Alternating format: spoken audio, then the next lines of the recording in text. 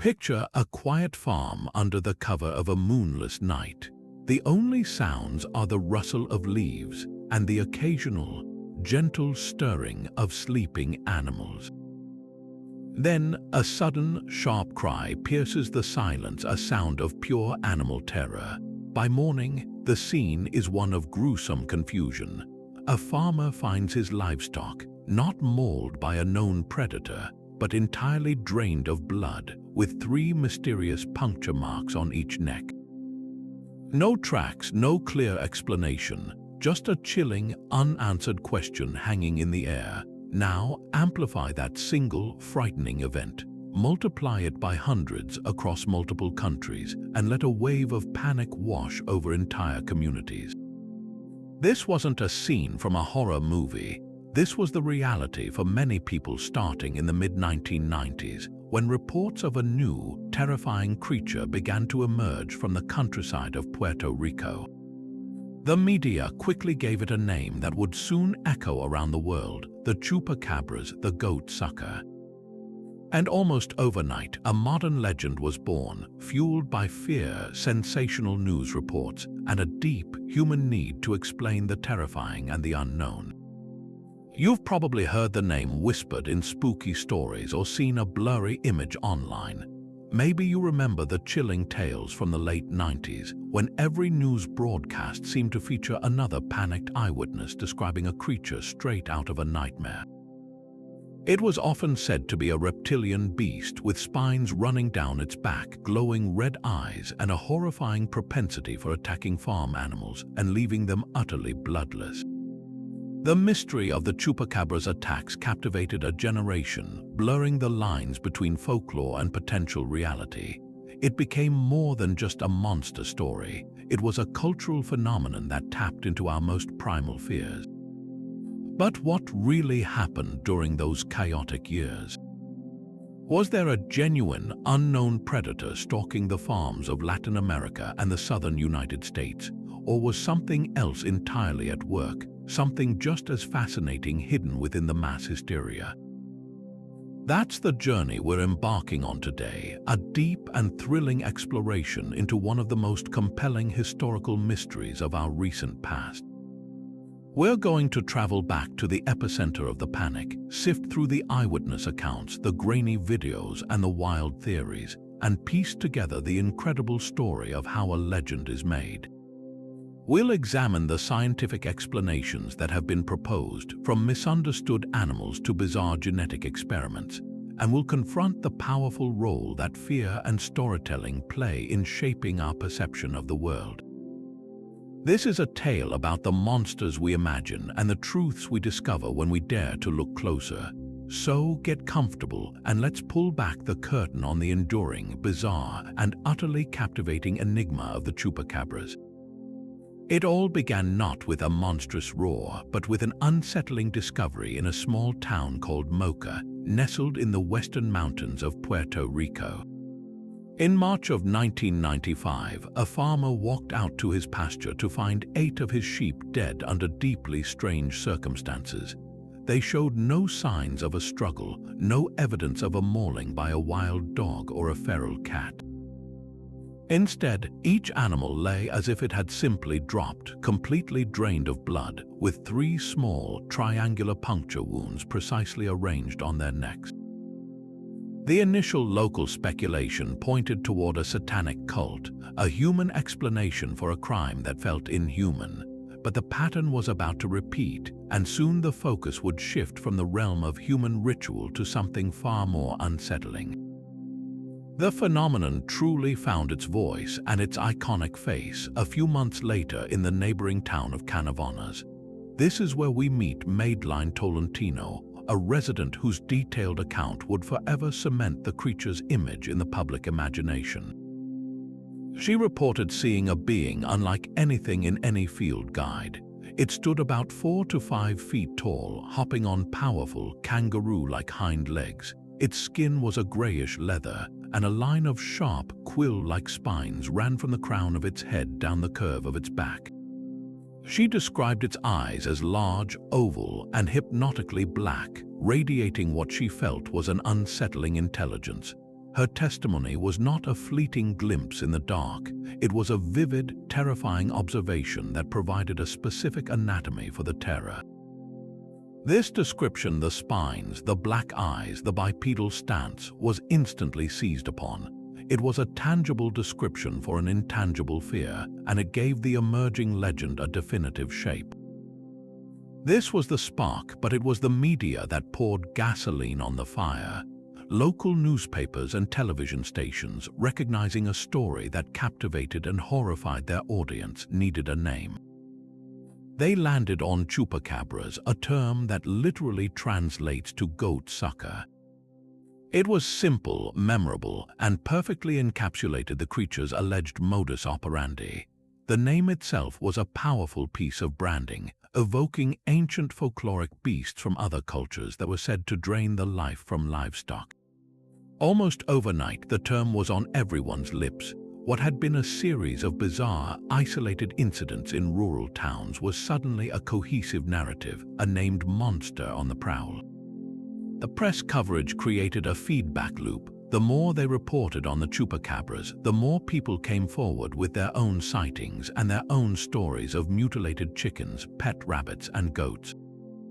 The local curiosity had transformed into a full-blown media sensation, and the story, armed with its new name and terrifying avatar, was poised to leap from the island and capture the imagination of the entire world. With a name and a face, the legend now had a detailed body, a specific anatomy seared into the public mind by the flood of witness reports that followed mainline Tolentinos. The creature that stalked the collective imagination was a bizarre and terrifying hybrid of features borrowed from different parts of the animal kingdom, pieced together into a singular nightmare. Witnesses consistently described it as being roughly 3 to 4 feet tall, about the height of a small child, but with a powerful, unnatural build. It rarely walked. Instead, it was said to move with a disturbing, kangaroo-like hop, propelling itself on 2 thick, powerful hind legs. This bipedal locomotion was a key detail, setting it apart from any known island predator and giving its movement an eerie, almost alien quality. But it was the creature's head and back that truly defined its monstrous appearance. Its face was often reported as vaguely canine or reptilian, with a short snout and a small, slit-like mouth. The most haunting feature, however, were its eyes. They were described as large, oval, and overwhelmingly black, or sometimes as burning with a malevolent red glow.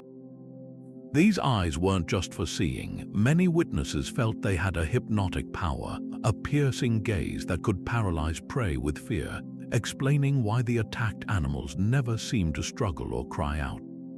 Running from the crown of its head all the way down the curve of its spine was a line of sharp, porcupine-like quills or spines. These spines could lie flat or be raised in a display of aggression, adding a defensive weapon to its terrifying arsenal. Its skin was typically said to be a leathery, coarse gray or greenish hide, looking tough and reptilian, though some accounts mentioned patches of coarse fur. The creature's alleged abilities only added to its supernatural aura. It wasn't just a physical predator, it was a being of unsettling talents. Many who claimed to have encountered it reported a sudden, overwhelming stench of sulfur or rotten eggs, a classic folkloric sign of demonic or otherworldly presence. It was said to be able to leap incredible distances, clearing tall fences with ease to access penned animals, and its method of attack was as precise as it was gruesome. It would use its sharp claws to hold its victim steady while it used a small, proboscis-like tongue to make the 3 perfect puncture wounds in the neck, draining the body of every last drop of blood without making a mess. This specific combination of traits, the leaping, the stench, the hypnotic eyes, and the surgical blood draining, created a profile that felt too specific to be pure invention. This classic chupacabras, this spiny-backed, red-eyed hopper, didn't stay confined to newspaper reports for long. It was a visual gift to popular culture, and it was quickly absorbed and amplified by television shows like The X-Files and news magazine programs that were hungry for sensational content. The image was so distinct and so chilling that it became the default representation, often depicted lurking in the shadows of a farm or caught in the grainy, shaky footage of a home video. This repeated depiction in media did something crucial. It standardized the monster. A person in Mexico who had a strange encounter would now describe a creature that looked remarkably similar to one described by a person in Texas or Chile, not because they saw the same thing, but because they had all been exposed to the same powerful, media-fueled archetype. The legend had evolved from a series of local stories into a cohesive, visually defined global phenomenon, a monster for the modern age, born in the Puerto Rican countryside and broadcast to the world. The signature of a chupacabras attack was unlike any ordinary predator's work. Imagine a farmer walking out at dawn to check on his flock, expecting the usual peaceful scene. Instead, he finds one of his goats lying on its side, seemingly asleep, but it's not asleep. It's cold and lifeless. There's no blood pooled on the ground, no signs of a frantic chase or a violent struggle. The animal's body is completely intact, with no flesh torn or consumed. The only visible injury is a small cluster of 2 or 3 perfectly round puncture wounds, usually located on the neck or sometimes the chest, arranged in a neat triangular pattern. These weren't ragged tears, they were precise, almost surgical holes, as if made by a specialized tool. The animal appeared to have been killed with a chilling efficiency, its body entirely drained of blood, yet the scene itself was eerily clean, almost sterile. This absence of chaos was in many ways more disturbing than a gory mess. It suggested a predator of unnerving calm and purpose, one that killed not out of hunger for meat, but for something else entirely.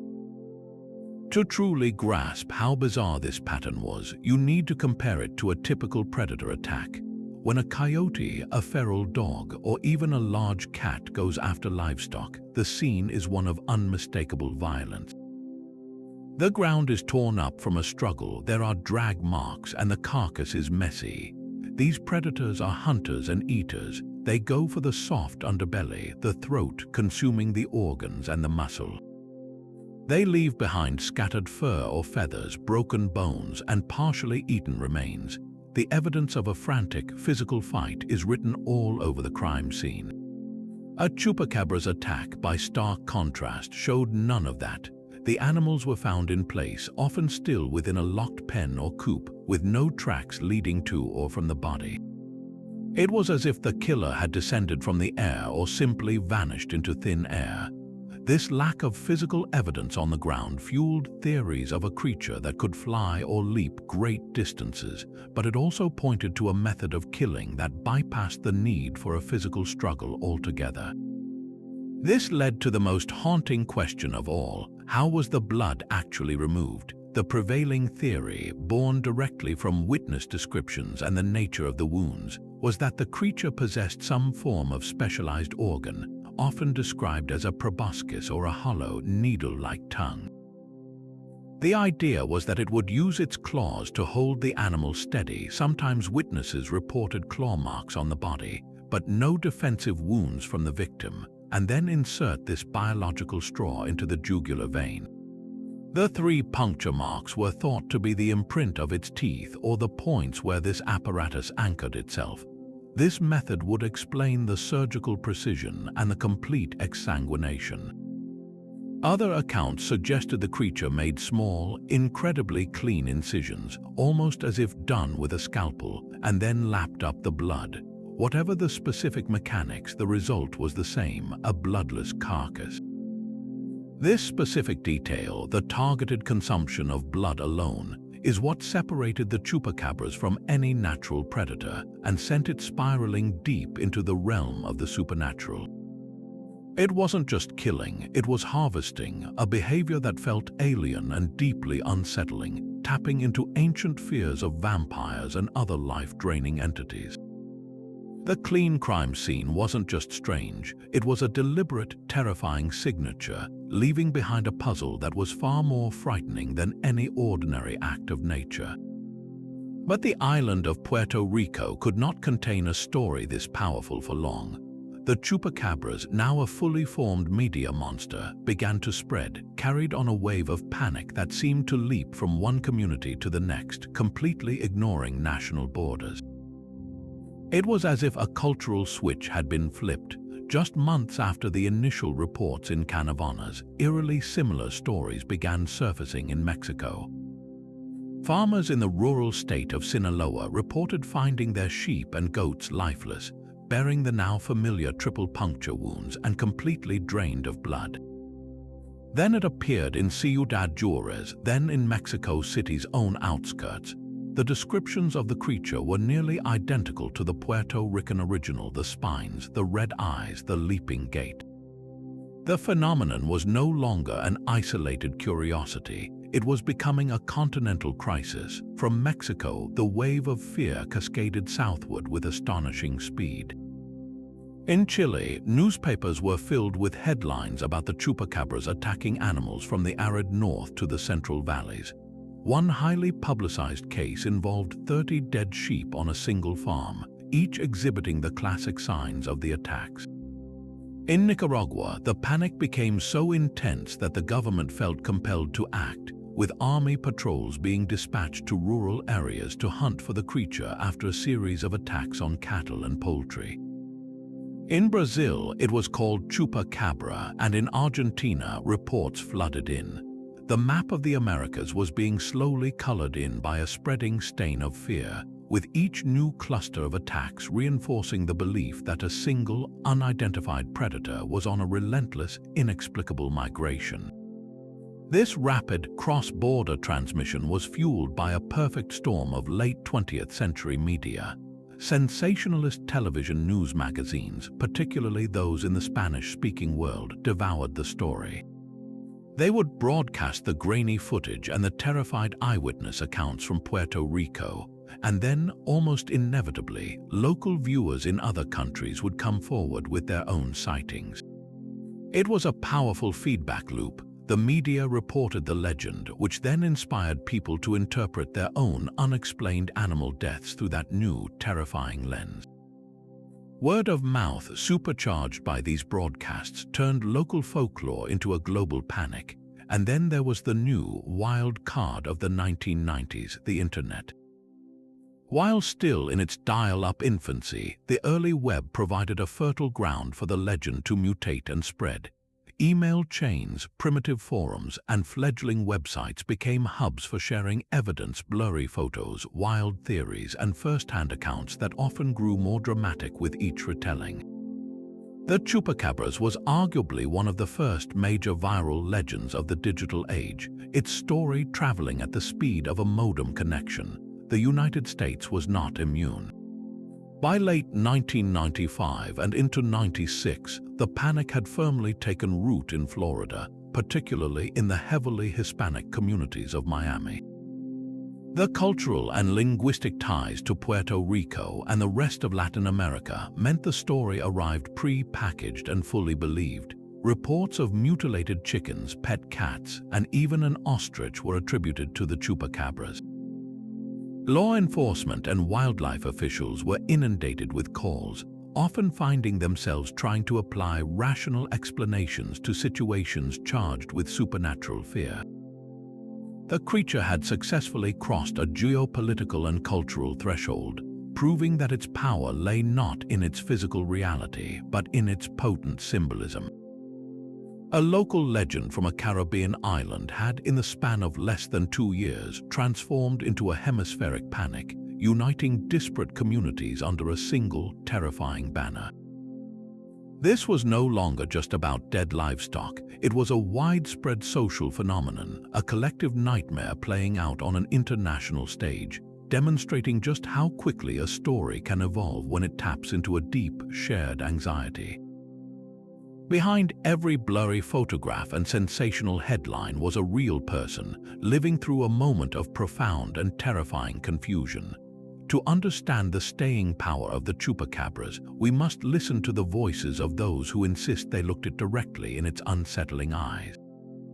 Their stories are more than just data points. They are deeply personal accounts of an encounter with the inexplicable, and they form the very human heart of this mystery.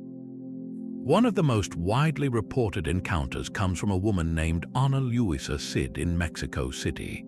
In the summer of 1996, she was not a farmer but a school teacher, a person accustomed to a world of order and reason. She recounted looking out her window one evening to see a creature hunched on her neighbor's roof. It matched the classic description perfectly, about 3 feet tall with gray, leathery skin, a row of spines, and large, luminous red eyes that seemed to glow from within. She described it as having an almost alien appearance, a being that simply did not belong in her urban neighborhood. What makes her account so compelling is her demeanor. She was an educated professional, not seeking fame, but utterly convinced of what she saw.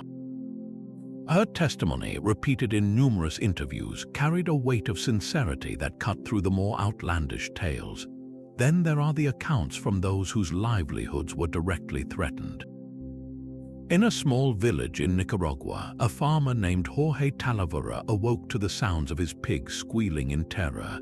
Grabbing his machete and a lantern, he rushed out to his pen.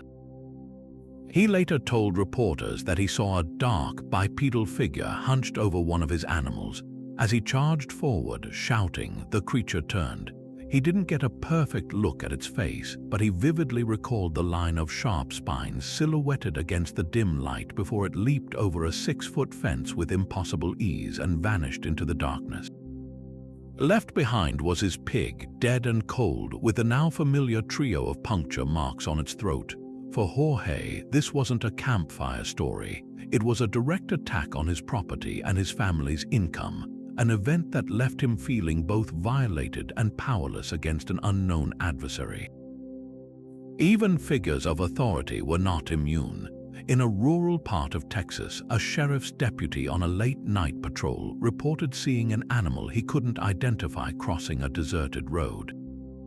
He described it as moving in an odd, hopping motion, unlike any coyote or dog he'd ever seen. He stopped his cruiser and shone his spotlight on it, expecting it to run. Instead, it turned and for a moment stood its ground. The deputy noted its large head, dark eyes, and the complete absence of fur. It then bounded into the brush with a speed that astonished him. While he never officially filed a report calling it a chupacabras, his story spread through the local community, lending a layer of credibility that a civilian account sometimes lacked. When a law enforcement officer trained in observation expresses bafflement, people listen. When you lay these and dozens of other accounts side by side, fascinating patterns emerge. The common threads are what gave the legend its cohesive shape: the bipedal hopping, the spines along the back, the large, dark or red eyes, and the association with blood-drained livestock. These recurring elements created a core identity for the creature, a standardized checklist that witnesses across different countries seem to unconsciously reference. Yet, the inconsistencies are just as telling. In Puerto Rico, the creature was often described as the size of a small bear and more reptilian. In parts of Mexico and Chile, some witnesses reported it as smaller, more canine-like, and sometimes even with wings. In the southern United States, descriptions began to shift dramatically, often portraying a hairless, four-legged animal that resembled a strange, sickly coyote, a version we will explore in much greater depth later. These variations suggest that while the idea of the chupacabras was a powerful, unifying template, the actual experiences were being filtered through personal perception, local wildlife, and the power of suggestion. The psychological impact on these witnesses was profound and often deeply painful. For many, the immediate emotion was pure, unadulterated terror, the kind that lingers long after the event, causing sleepless nights and a reluctance to go outside after dark. But this initial fear was frequently followed by another, more social kind of agony: ridicule. People who came forward with their stories were often laughed at by neighbors, dismissed as attention seekers by authorities, and mocked in the media. They were called gullible, crazy, or drunk. This public scorn created a difficult choice for many: stay silent and live with a terrifying secret, or speak out and be branded a liar or a fool. This social stigma meant that for every person who went public, there were likely many others who chose to bury their experience, their private truth forever untold. Yet for some, the encounter became a defining part of their identity, a strange and burdensome celebrity. They were sought out by journalists, cryptozoologists, and curiosity seekers, asked to repeat their story over and over. This could be alienating, but it also gave them a sense of purpose. They were no longer just a farmer or a teacher. They were someone who had witnessed the unexplained, someone who had seen something that challenged reality as everyone knew it. They became part of a secret club, bound together by a shared, bizarre experience that the rest of the world could either believe or mock, but could never truly understand. Their personal drama, the collision of a terrifying memory with public disbelief, adds a layer of profound humanity to the Chupacabras saga. It reminds us that at the center of this wild mystery are ordinary people who, for one fleeting moment, believed they came face to face with the impossible and were forever changed by it. Of course, in a mystery filled with terrifying stories, we naturally crave something solid, something we can hold in our hands, the undeniable proof that would shift the Chupacabras from a campfire tale into a confirmed species. And over the years, there have been numerous claims of exactly that kind of physical evidence. But when you subject these artifacts to the harsh light of scientific scrutiny, the story takes another fascinating turn, forcing us to question not just what we're seeing, but how desperately we want to see it. The most compelling and ultimately most revealing pieces of evidence were the so-called Chupacabras carcasses.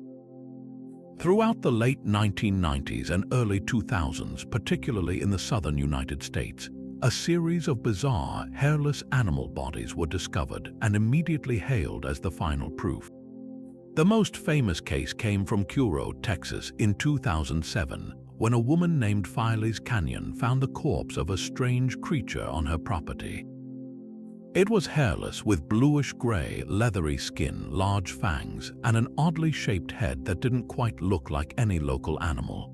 She was so convinced she had the real thing that she even had it taxidermied.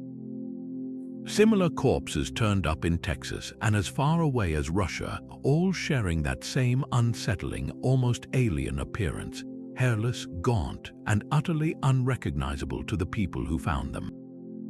These weren't blurry photos, these were tangible, physical bodies. The hunt, it seemed, was finally over, but then science stepped in. Biologists and wildlife experts from universities across the country performed genetic testing and physical examinations on these infamous carcasses. The results were unanimous and surprisingly mundane. The Curo creature, and nearly every other carcass like it, was identified as a coyote or a raccoon dog suffering from an extreme case of sarcoptic mange. This is a devastating skin disease caused by microscopic mites that burrow into the animal's skin, causing an intense allergic reaction. The infestation leads to severe hair loss, and the constant scratching and scabbing thickens the skin, giving it that characteristic leathery, grayish-blue appearance.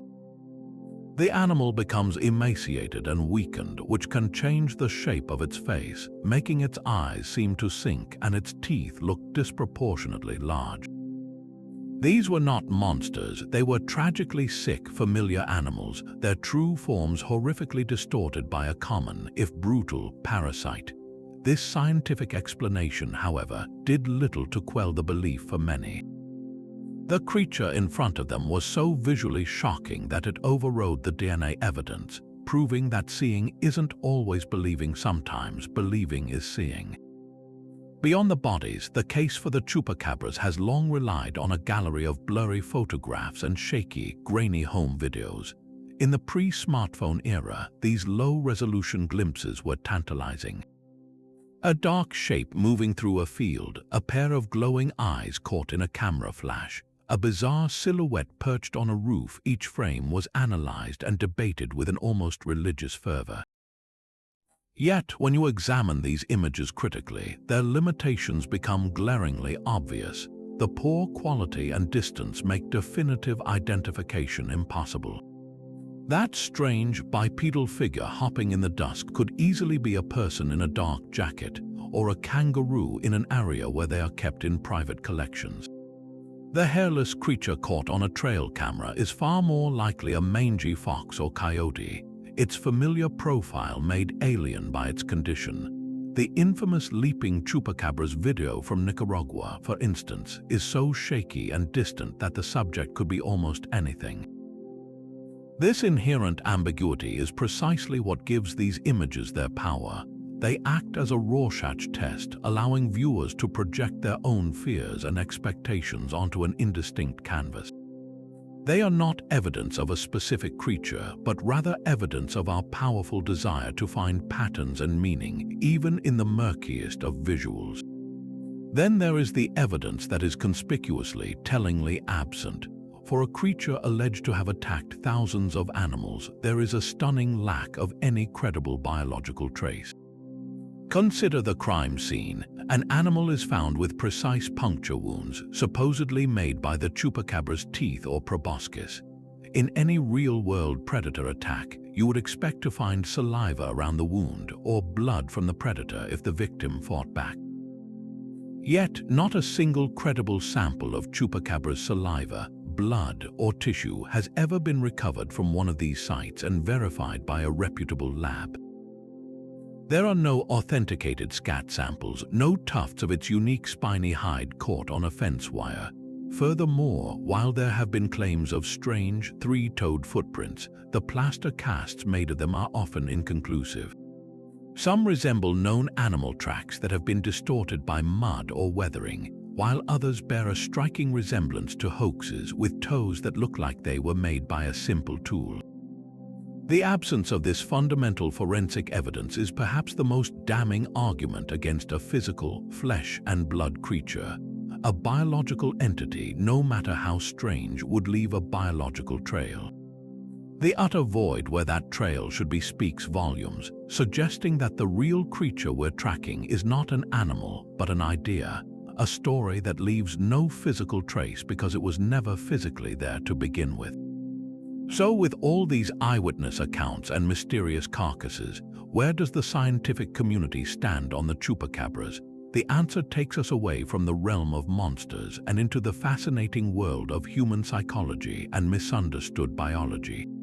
The primary explanation from skeptics and scientists isn't about a single creature, but a perfect storm of several factors, with mass hysteria sitting right at the center. This is a powerful psychological phenomenon where the anxiety and excitement of a group can create and amplify physical symptoms and beliefs, spreading through a community like a contagion. Think of it as a collective social fever dream. It begins with a genuine, unexplained event like a few animals found dead from unknown causes. Then, a compelling narrative is introduced, often by the media, giving that unexplained event a name and a face, the chupacabras. Once that powerful idea is planted, it becomes a lens through which people view any subsequent strange occurrence. A strange noise at night is no longer just an owl or the wind, it's the monster. A dead chicken isn't just the work of a feral cat, it's another attack. The shared fear validates individual experiences, creating a powerful feedback loop where each new report makes the phenomenon feel more real, encouraging even more people to come forward. This folie à deux, or madness for two, scaled up to an entire society, explains how a localized story in Puerto Rico could so rapidly become a hemispheric panic, with thousands of people sincerely believing they were witnessing the same specific monster. But what about the actual animal deaths that kicked off the panic? Here, wildlife biologists and veterinarians point to a combination of perfectly natural predators and post-mortem processes that can look utterly supernatural to an untrained eye. A coyote or a feral dog, for instance, has a very specific way of killing. They often go for the neck, and their canine teeth can leave puncture wounds that, especially if the animal thrashes, might not look like a clean set. After the initial kill, if the predator is startled away before consuming the body, all that might be left are those punctures. Then, scavengers enter the picture.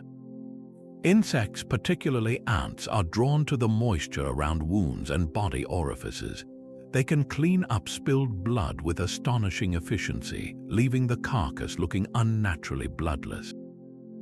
This creates the illusion of an animal that has been drained by some external force, when in reality, nature's cleanup crew has simply done its job. Furthermore, animals that die from disease or even poisoning can exhibit blood that pools and coagulates internally, making it seem as though the blood has vanished when the body is found. To a farmer who isn't a forensic wildlife expert, discovering a scene like this, a dead animal with neck wounds and no visible blood, is deeply unsettling. It defies their everyday experience, and in the absence of a simple explanation, the most dramatic and terrifying narrative, the one everyone is already talking about, becomes the default answer.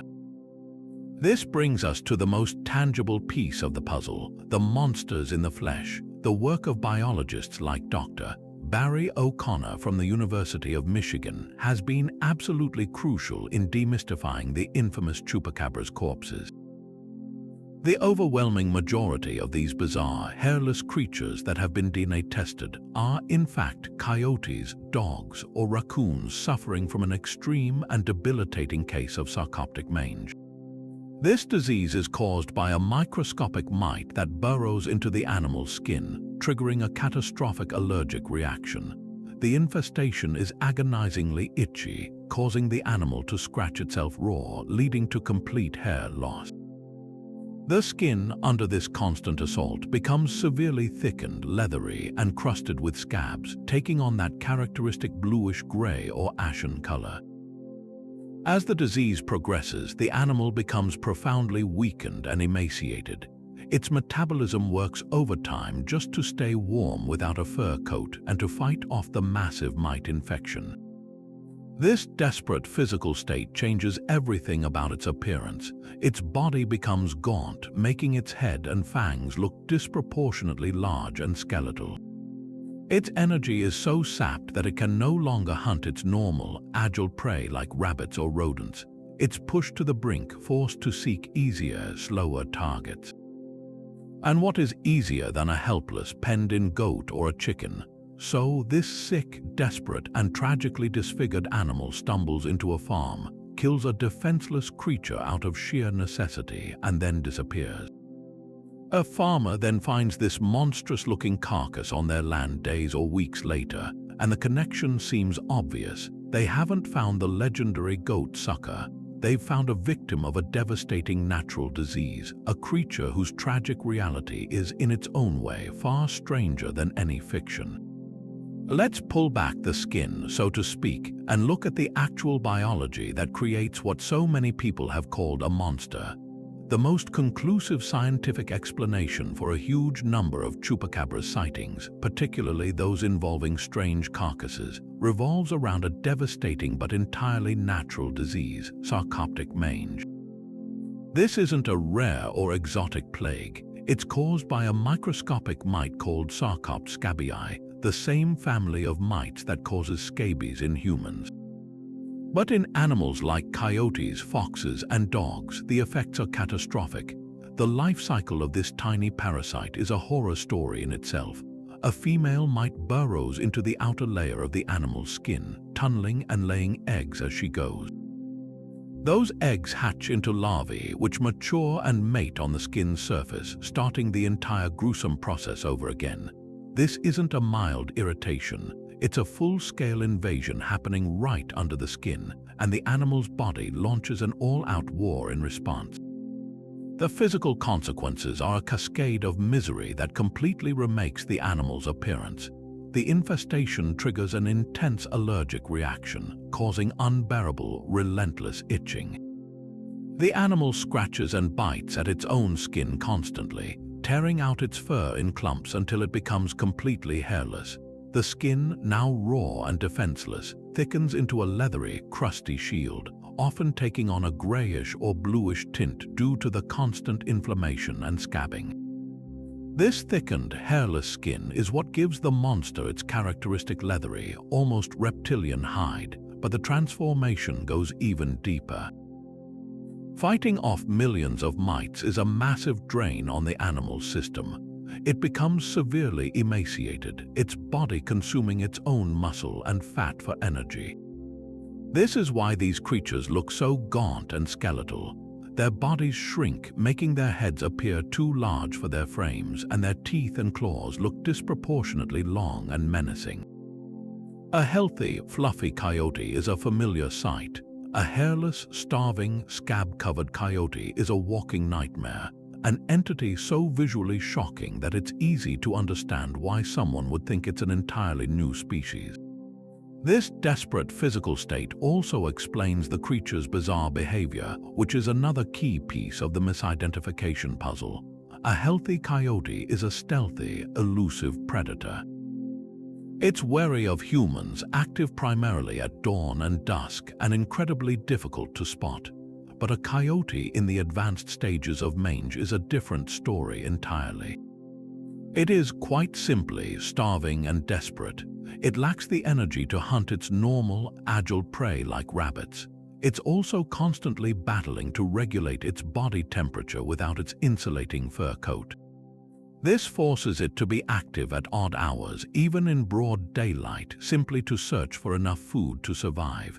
And what is an easier target than a slow, penned-in chicken or a helpless young goat? This isn't the calculated hunting of a supernatural vampire.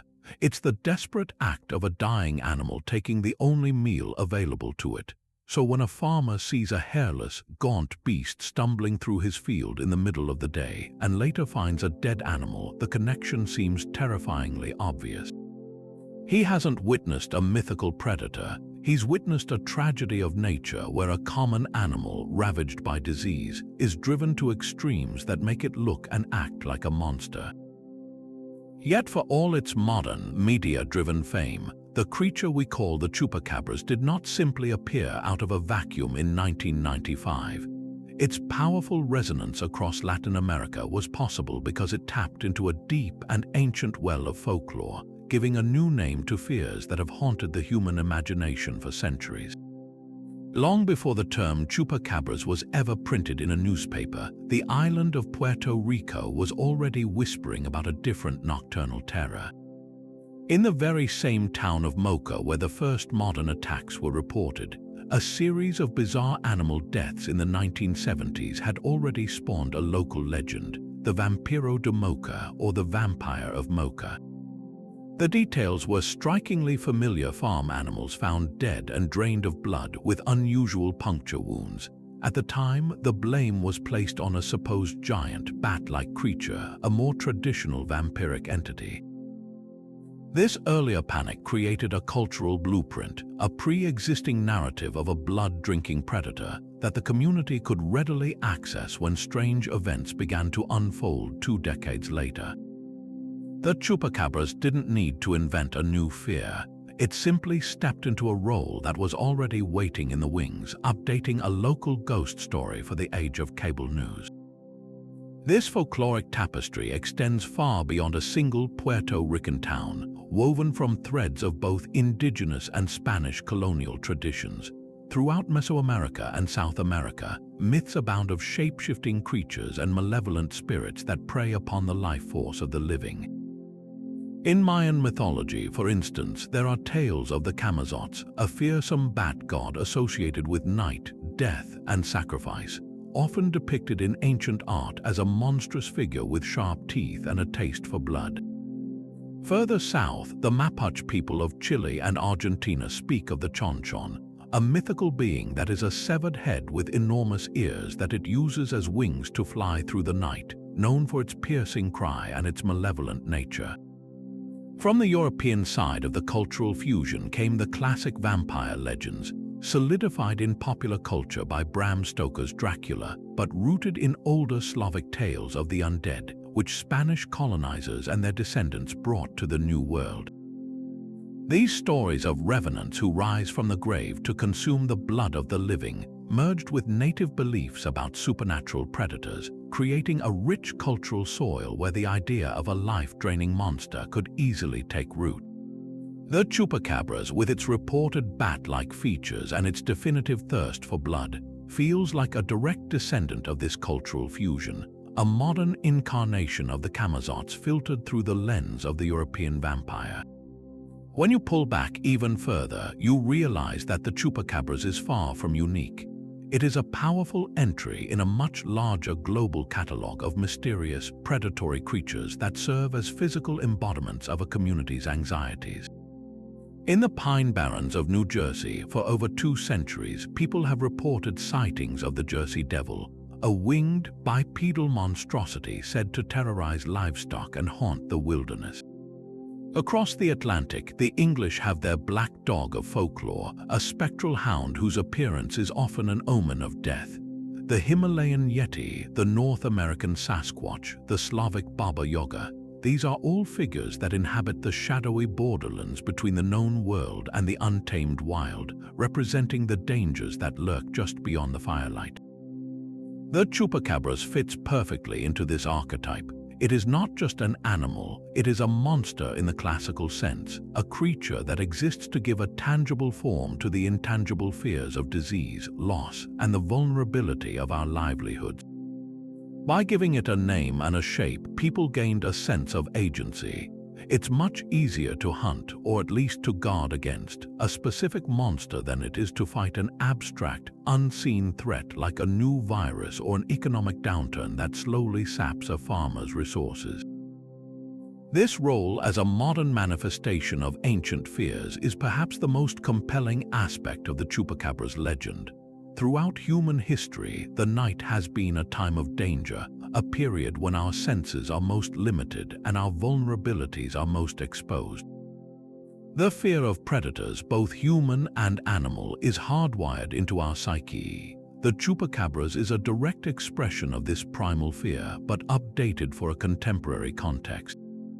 In the 1990s, rural communities, particularly in Latin America, were navigating a rapidly changing world, increasing urbanization, economic instability, and the overwhelming flow of information from a newly globalized media.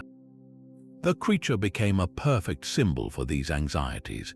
It attacked the very foundation of rural livestock, and it did so in a way that felt invasive, unnatural, and impossible to stop with traditional means.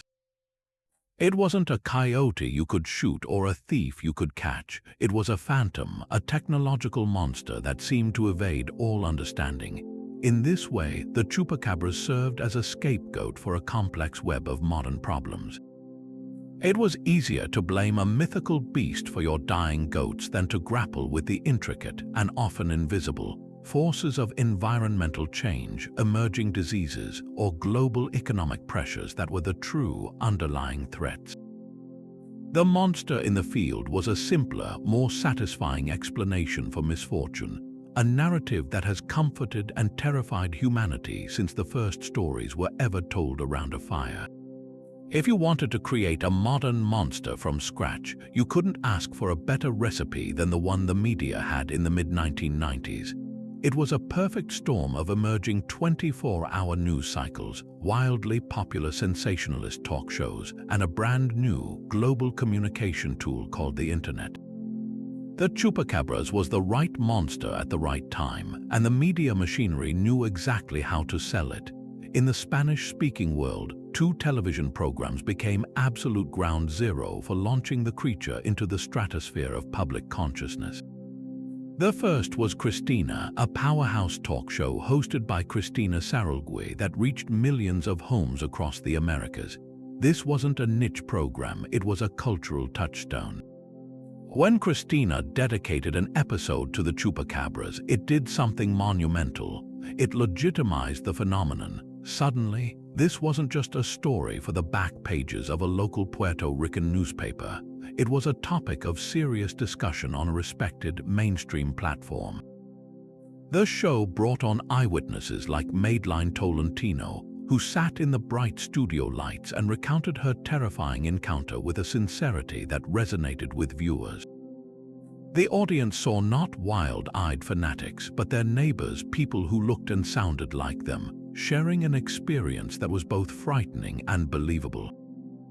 Then there was Sábado Gigante, the colossal Saturday night variety show hosted by the charismatic Don Francisco. With an audience in the tens of millions, this program was an institution. When Sábado Gigante featured the Chupacabras, it became a shared cultural event for an entire hemisphere. The show's format was a whirlwind of entertainment, comedy, and news, and it presented the creature with a mix of suspenseful music, dramatic reenactments, and shocking visuals. They would show the now iconic drawings of the spiny-backed beast, play clips of panicked farmers, and present evidence with the flair of a Hollywood thriller. This presentation was crucial. It packaged raw fear and confusion into a clean, compelling, and highly watchable narrative. For families gathered around the television on a Saturday night, the Chupacabras was no longer a distant rumor. It was a guest in their living room, a story they would discuss at work and school the following Monday. These shows didn't just report the story, they actively performed it, turning witness testimony into prime-time drama and validating the fears of an entire community by giving them a massive international platform. While Spanish-language media often treated the phenomenon with a tone of grave concern, the English-language press, particularly in the United States, frequently approached it with a very different attitude, a mix of bemused curiosity and playful skepticism. Outlets like CNN and local news stations would run segments on the creature, but they often framed it as a bizarre cultural artifact from down there. The coverage had a hint of, look at this strange thing happening in those exotic places. This framing created a fascinating cultural disconnect. For many in Latin American communities, the Chupacabras was a genuine and terrifying threat to their livelihoods. For the wider American audience, it was a quirky footnote, a real-life monster movie they could enjoy from a safe distance. This disconnect was perhaps most evident in late-night comedy shows and satirical news programs, which used the Chupacabras as a punchline, a symbol of silly superstition. Yet, even this playful ridicule served to amplify the legend. It kept the name in circulation, ensuring that everyone, whether they believed or not, had heard of the goat sucker. The creature became a pop culture icon, featured on T-shirts, in comic books, and as a monster of the week on shows like The X-Files, which further cemented its specific reptilian image in the global mind. Beneath the television gloss, however, was a rawer, more relentless media force, the tabloid news program. Shows like Ocario Así and their ilk operated on a simple, powerful formula: emotion over analysis, sensation over substance. They would descend on a town that had reported an attack, cameras in hand, and they would tell a story of pure terror. The segments were masterclasses in suspenseful editing, grainy night vision footage, heart-pounding soundtracks, and close-ups on the distraught faces of farmers pointing at their dead animals. Every strange shadow was potential proof. Every unexplained animal death was immediately labeled a Chupacabra's attack in a bold, dramatic chyron at the bottom of the screen. This approach created a powerful feedback loop that fundamentally shaped the phenomenon. A single, unexplained event in a small village would be reported locally. The tabloid shows would pick it up, broadcasting it with maximal drama to millions. People in a town hundreds of miles away would see that broadcast, and when a fox killed their chickens a week later, they would now interpret it through the lens of the terrifying story they had just seen on television. They would call the local press, who would report it as another possible Chupacabras incident, and the cycle would begin anew. The media wasn't just documenting the legend's spread, it was actively directing its path, planting the idea in new communities where it would then take root and bear witness. What we see here is the birth of a modern myth, not around a campfire but in a television control room. The media, in its various forms, performed an act of narrative alchemy. It took a series of disconnected, bizarre, and frightening events: dead sheep in Puerto Rico, strange sightings in Mexico, panicked reports in Chile, and forged them into a single, cohesive, and marketable story. They provided the name, they standardized the image, and they created the compelling through line that connected dots which might otherwise have remained separate curiosities. The creature's specific anatomy, its modus operandi, even the emotional tone of the panic, were all filtered, refined, and amplified by the media's need for a clear and thrilling narrative. They gave the world a monster it could recognize, a villain for a global story. In doing so, they demonstrated a profound truth about the nature of belief in the modern age, that a legend's power is not just in the fear it inspires, but in the platform it is given. The Chupacabras was, in many ways, a creation of the airwaves, a phantom woven from equal parts rural anxiety and the relentless storytelling power of the mass media. But where there is widespread fear and fascination, there will always be those who see an opportunity for profit or a shortcut to fame. The Chupacabra's panic created a fertile ground for hoaxers and hucksters, individuals who deliberately manufactured evidence to exploit the public's hunger for answers and their 15 minutes of media glory. One of the most common forms of fakery involved staging attacks.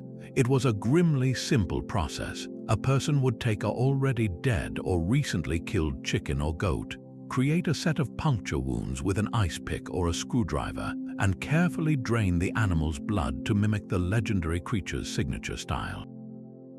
They would then discover the scene and call the local newspaper or television station, knowing that the sensational story was almost guaranteed coverage.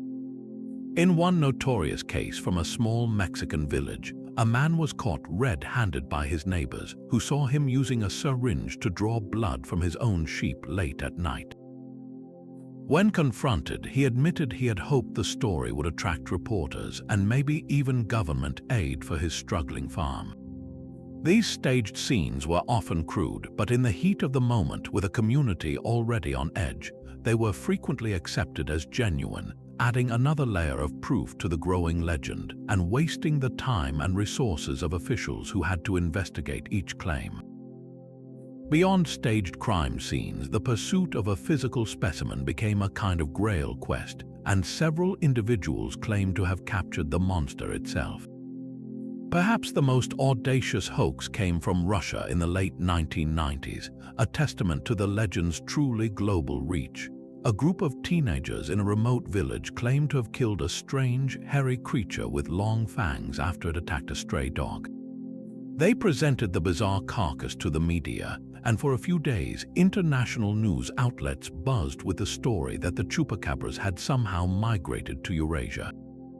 However, upon examination by a zoologist, the monster was quickly identified as a perfectly common raccoon dog, a species native to the region that had been shaved in places and had its teeth artificially filed to points. The teenagers eventually confessed they had crafted the creature in a shed, hoping the sensational story would put their obscure hometown on the map. Back in the Americas, another common trick was the monstrous taxidermy. Unscrupulous individuals would take the carcasses of known animals, often the same mangy coyotes studied by scientists, and perform crude taxidermy, sometimes even gluing on extra bits of fur or bone from other creatures to make them appear more alien. These grotesque creations would then be presented as the real, preserved chupacabras, offered for sale to tabloids or curious collectors for thousands of dollars, capitalizing on the desire for tangible proof. The commercial engine of the phenomenon churned out a staggering array of merchandise, transforming a terrifying legend into a marketable brand. You could buy Chupacabras t-shirts, baseball caps, and keychains. Toy companies produced cheap, rubbery action figures depicting the spiny-backed beast, but the most bizarre products ventured into the realm of the macabre. Entrepreneurs sold small vials of red liquid, proudly labeled as authentic Chupacabras blood or monster essence, claiming they possessed mystical properties. These were, of course, nothing more than colored water or corn syrup, but they tapped into a deep-seated human fascination with relics and the paranormal. For a few dollars, you could own a piece of the myth. Radio stations ran call-in contests offering cash prizes for the best Chupacabras sighting story, encouraging further embellishment and fabrication. The creature had been fully commodified, its image stripped of much of its original terror and repackaged as a product, a humorous Halloween costume, or a catchy design on a coffee mug. This commercialization had a paradoxical effect. It made the legend more pervasive than ever, but it also trivialized the genuine fear and economic loss experienced by farmers who were dealing with real, if explainable, tragedies. The motives behind these deceptions were as varied as the hoaxes themselves. For some, it was pure, simple greed, the chance to make quick money from a gullible public and a ravenous media machine. For others, especially in impoverished rural areas, the motive was a desperate hope for attention that might translate into economic relief. If your town became the epicenter of the Chupacabras story, maybe tourists would come, maybe news crews would pay for interviews, maybe the government would send officials to investigate who might also notice the community's other pressing needs. Then there was the powerful, intoxicating lure of fame. In an era before social media, appearing on television was the ultimate form of recognition for many ordinary people. To be the center of a national or even international news story, to have your name and face broadcast to millions, was a powerful temptation. This desire for a moment in the spotlight drove many to embellish a mundane encounter or, in the most extreme cases, to meticulously fabricate an entire event from scratch. The psychological payoff of being seen as the brave monster hunter or the key witness was, for some, worth the cost of a few lies. The consequences of this widespread deceit were deeply damaging to any serious attempt to understand what was truly happening. Every exposed hoax became a weapon in the hands of skeptics, used to dismiss the entire phenomenon as nothing more than a carnival of lies and delusion. For scientists and wildlife officials who were already hesitant to wade into such a sensationalized topic, the fraudulent claims made it nearly impossible to engage. Why should a university dedicate precious grant money and academic credibility to investigating a phenomenon so thoroughly saturated with fakery? The hoaxes acted as a smokescreen, obscuring the more nuanced and scientifically valid explanations like the mange theory that could have brought clarity to the situation much earlier. They also caused real harm within the communities where the attacks occurred. Neighbors grew suspicious of one another, wondering if the person down the road was the one staging the attacks for attention. The genuine fear and trauma of farmers who had lost valuable livestock were now mingled with the shame and anger of being associated with a phenomenon that the wider world was increasingly viewing as a joke. The waters of investigation were irreparably muddied, not by a lack of evidence but by a tidal wave of bad evidence, making it almost impossible to separate the few grains of truth from the mountains of cleverly manufactured fiction. It was inevitable that a creature with such a vivid and terrifying profile would break free from the confines of news reports and leap directly into the world of entertainment. The Chupacabras didn't just remain a subject for documentaries and sensational news segments. It was quickly embraced by scriptwriters, filmmakers, and artists who saw its potential as a perfect pop culture monster. Its journey from rural panic to global icon was cemented by a flood of appearances across every form of media, each new iteration further refining its image and embedding it deeper into our collective consciousness. One of its earliest and most significant mainstream appearances came on the hit television series The X-Files. In an episode titled El Mundo Gira, which aired in early 1997 at the very height of the panic, the show presented a story about a mysterious, deadly fungus brought to Earth by a meteor. While not a direct copy of the Chupacabras, the episode's central creature, a weeping, green-skinned immigrant named Eladio Buente who was infected by the spores, was a clear and deliberate parallel. The story tapped into the same themes of otherness, misunderstood monsters, and the fear of a strange contagion, effectively translating the Chupacabras mythos into the show's signature sci-fi horror language, introducing the essence of the legend to millions of viewers who might never have seen a Spanish-language news report. Hollywood was quick to follow, recognizing the box office potential of a ready-made monster with built-in name recognition.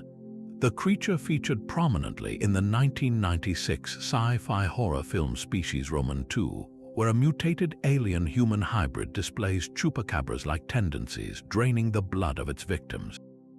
More direct adaptations soon followed, with low-budget horror films like Chupacabras and Chupacabra, Dark Seas putting the creature front and center as the primary antagonist. These films, while often not critical successes, played a crucial role in standardizing the monster's appearance for a mass audience.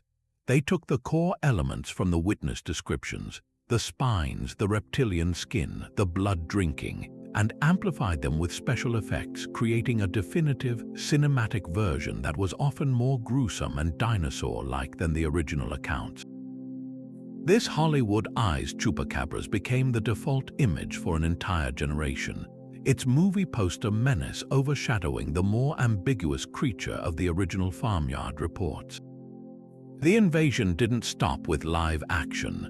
The world of animation and comics welcomed the creature with open arms. It became a frequent guest monster on shows like Scooby-Doo, where the gang would inevitably pull the mask off to reveal a farmer in a rubber suit, a plot point that humorously acknowledged the widespread hoaxing surrounding the legend. In the realm of video games, the chupacabras became a staple enemy in titles ranging from the Red Dead Redemption series, where players could hunt the mythical beast, to games like StarCraft and Guitar Hero, where it appeared as an enemy unit or a character skin. These interactive appearances were particularly powerful. They allowed people to not just hear about the monster, but to actively engage with it, to fight it or hunt it, making the legend a tangible part of their own personal experience. This gamification transformed the chupacabras from a distant threat into a manageable and even conquerable challenge, further diversifying its cultural role. Beyond the screen, the creature's name and likeness were adopted by the music industry, with Latin rock and metal bands like Brujeria and La Cuca releasing songs titled Chupacabras that celebrated its monstrous reputation. Its image appeared on everything from t-shirts and skateboard decks to energy drinks and hot sauce bottles, becoming a shorthand for edgy, alternative cool. In a truly bizarre twist, the chupacabras even found a second life as a beloved, if unlikely, sports mascot. A Puerto Rican basketball team, the Capitanes de Arecibo, officially adopted the creature as their mascot, naming it Cappy and featuring a friendly, cartoonish version of the monster on their merchandise. This was a remarkable transformation. The very entity that had once caused sleepless nights and economic loss in the Puerto Rican countryside was now a symbol of local pride and community spirit, a cuddly caricature cheering from the sidelines. This journey from object of terror to object of affection is a common one for folkloric monsters, demonstrating our ability to domesticate and reclaim the things that once frightened us most. In the internet age, the chupacabras evolved once again, becoming a prolific subject for memes and digital folklore. Online communities dissected the old footage, created new, humorous photoshops, and generated endless jokes about its alleged habits. It became a versatile character in the vast theater of online culture, used to represent anything from a voracious appetite to an explanation for any minor, unexplained disappearance. This digital immortality ensures that the chupacabras remains a living, breathing part of our cultural vocabulary, constantly being redefined and recontextualized by new generations. Through this incredible journey from news headline to movie monster, from comic book villain to cheerful mascot, the chupacabras achieved something few legends ever do. It transcended its origins to become a permanent fixture in the global monster pantheon, sitting right alongside werewolves, vampires, and zombies. Its story is a powerful testament to how a modern myth is forged, not just in the remote hills where the attacks occurred, but in the writers' rooms, animation studios, and digital spaces where our collective imagination lives and breathes. While the chupacabras was born in the tropical shadows of Puerto Rico, its legend found a powerful and unexpected second home in the arid landscapes of the American Southwest, particularly in Texas. This was not a mere geographical shift, it was a profound transformation of the monster itself. As the panic crossed the border, the iconic bipedal reptilian beast of the Caribbean began to mutate, shedding its spines and upright stance to take on a new, more terrestrial form that resonated with the local environment and fears. The Texas chupacabras was a different kind of nightmare, a hairless, four-legged creature that looked less like a demon from a folktale and more like a grotesquely diseased coyote or a wild dog from a post-apocalyptic wasteland. This shift in its appearance is one of the most fascinating aspects of the entire saga, demonstrating how a legend adapts and evolves to fit its new surroundings, absorbing local anxieties and refashioning itself for a new audience. The wave of American reports began cresting in the late 1990s, with Texas acting as the epicenter. Ranchers in the Hill Country and South Texas started finding their livestock, primarily chickens, goats, and young deer, dead under the now familiar circumstances. No signs of a struggle, and bodies completely drained of blood through small, precise wounds. What was different, however, were the descriptions of the culprit. Witnesses consistently described seeing a creature that was unmistakably canine in its basic shape, but horrifically altered. It was almost entirely hairless, covered in a leathery, grayish-blue or ashen skin. Its body was gaunt and emaciated, with a pronounced rib cage and a skeletal frame that made its head and teeth seem unnaturally large. Its eyes were often described as sunken and dark, and it moved with a skulking, desperate gait rather than the powerful, kangaroo-like hops of its Puerto Rican cousin. This new version was less a mythical goblin and more a terrifying, sickly predator, a monster that felt closer to home and therefore, for many, more plausibly real. This transformation can be directly attributed to the new ecological and cultural context. Texans were intimately familiar with coyotes, foxes, and wild dogs. These were the natural predators that threatened their livestock every day. When they encountered an animal that was clearly a canine but looked so profoundly wrong, their minds didn't leap to a reptilian alien from a distant island. Instead, they applied their own frame of reference, and the only box this horrifying sight fit into was the one labeled chupacabras, a name they now knew from the growing media coverage. The legend provided a ready-made explanation for an animal that defied their everyday experience. Furthermore, the wide-open ranch lands of Texas provided a perfect environment for a different kind of physical evidence to emerge: carcasses. Unlike in Puerto Rico, where the creature was always a fleeting phantom, in Texas, people began finding the bodies of these strange, hairless beasts. These tangible, physical remains became the cornerstone of the American chupacabras phenomenon, offering what many believed was irrefutable proof and launching a new wave of amateur cryptozoologists into the fray. Among the most prominent of these real-life monster hunters was Filey's Canyon, a former telecommunications executive turned rancher from the small town of Curo, Texas. Her story encapsulates the entire American chapter of the saga. In 2007, after a period of unexplained livestock deaths on her property, Filey's and her neighbors reported seeing a bizarre, hairless animal with bluish skin and large fangs lurking near their homes. The creature was so unlike anything they knew that they began calling it the Curo creature. The mystery reached its climax when Filey's discovered the body of one of these animals on the road bordering her ranch. She preserved the head and had the body taxidermied, convinced she had finally captured the legendary chupacabras. Her conviction and the shocking visual of the carcass made her an instant media sensation. She appeared on national news programs and talk shows, presenting her evidence with a passionate sincerity that challenged skeptics to explain what she and her neighbors had seen and touched. Filey's Canyon was far from alone in her quest. All across Texas, ordinary citizens became nocturnal hunters, armed with spotlights, high-powered rifles, and camcorders, patrolling their fence lines in search of the elusive beast. Forums and early websites dedicated to cryptozoology buzzed with their reports, creating a network of amateur investigators who shared tips, photos, and theories. This grassroots movement was fueled by a deep-seated desire for answers and a certain romanticism about confronting the unknown in their own backyards. The hunt itself became a cultural ritual, a modern-day version of a posse chasing a phantom through the Old West. These hunters weren't just looking for a monster, they were asserting a sense of control over a strange and frightening intrusion into their familiar world. Their well-publicized searches, often covered by local news crews, kept the story alive and continuously fed new evidence into the media cycle, ensuring that the Texan chupacabras remained a persistent topic of conversation and debate for years. The scientific resolution to the Texas phenomenon, however, was as definitive as it was anticlimactic. The Curo creature and the dozens of other similar carcasses found across the state were subjected to DNA analysis by biologists from Texas State University and other institutions.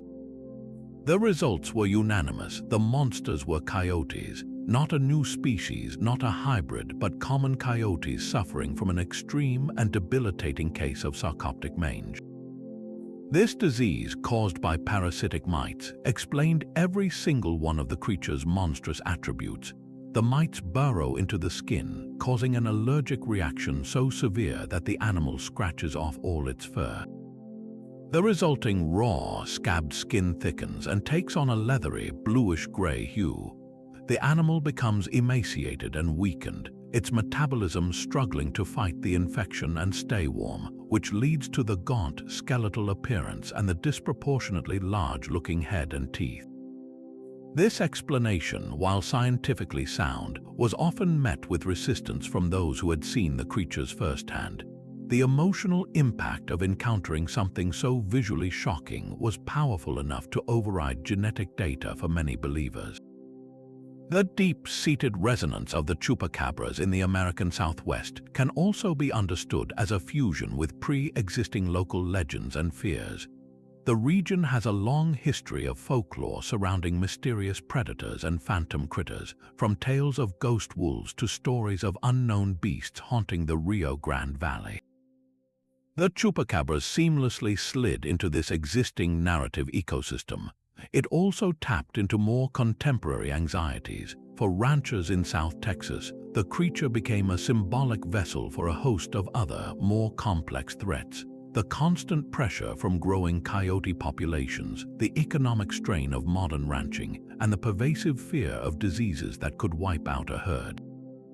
Blaming a single, monstrous entity was psychologically easier than grappling with the slow, insidious, and impersonal forces of environmental change and market pressures.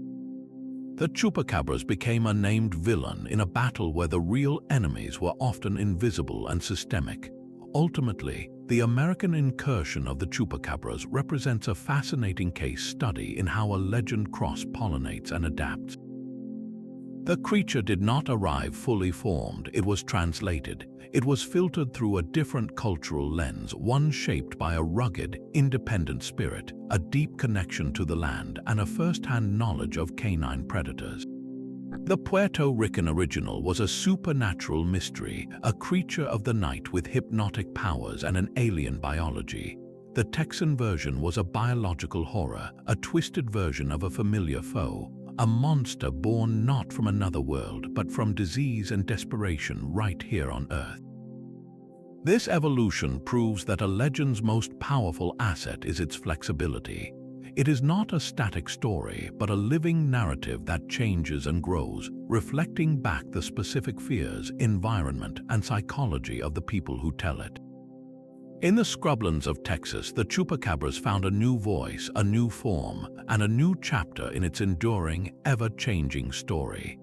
The quest to find physical proof of the chupacabras hit a monumental, and for many, a deeply disappointing, wall in the early 2000s.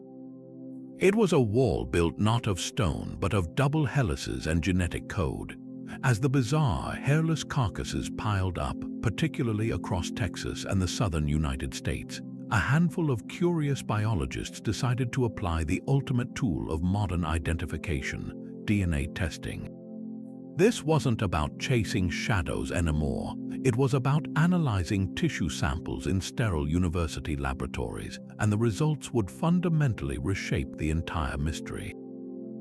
Leading this charge were researchers from institutions like Texas State University, who began receiving these so-called monster bodies from ranchers and hunters who were utterly convinced they had bagged the legendary beast.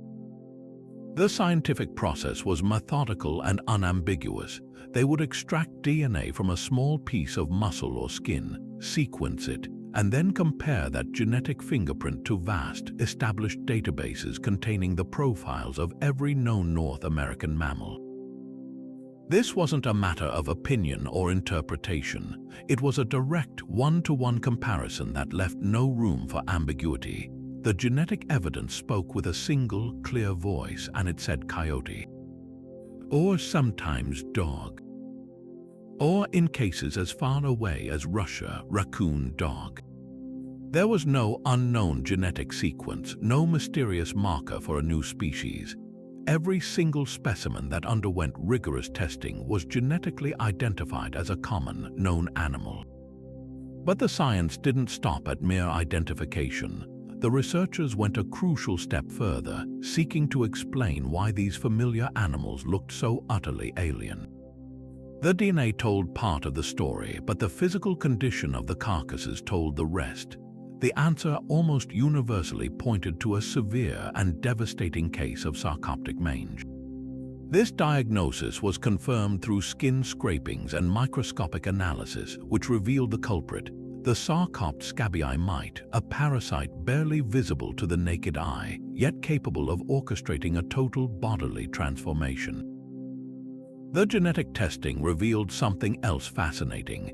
Some of the animals showed markers for a compromised immune system, making them more susceptible to the mite infestation taking hold with such catastrophic severity.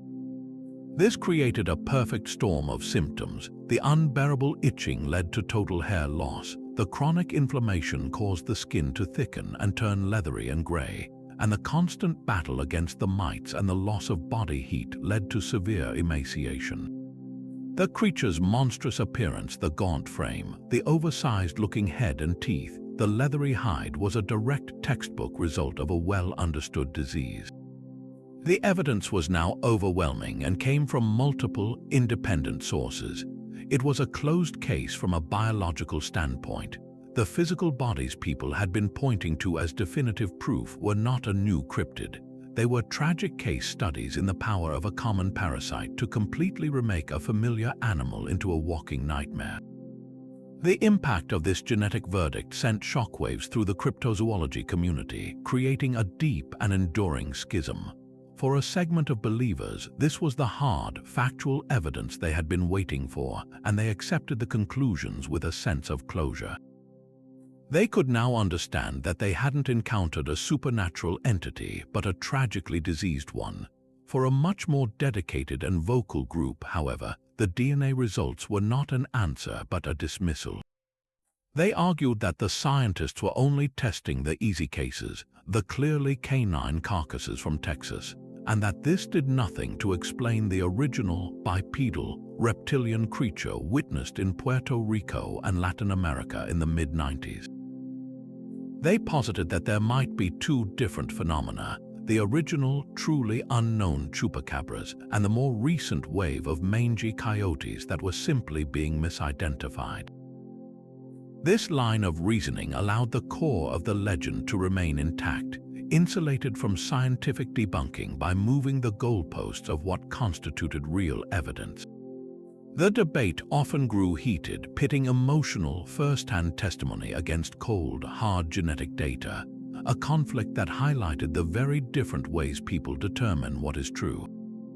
This scientific revelation also presented a profound philosophical challenge to the monster hunting mindset.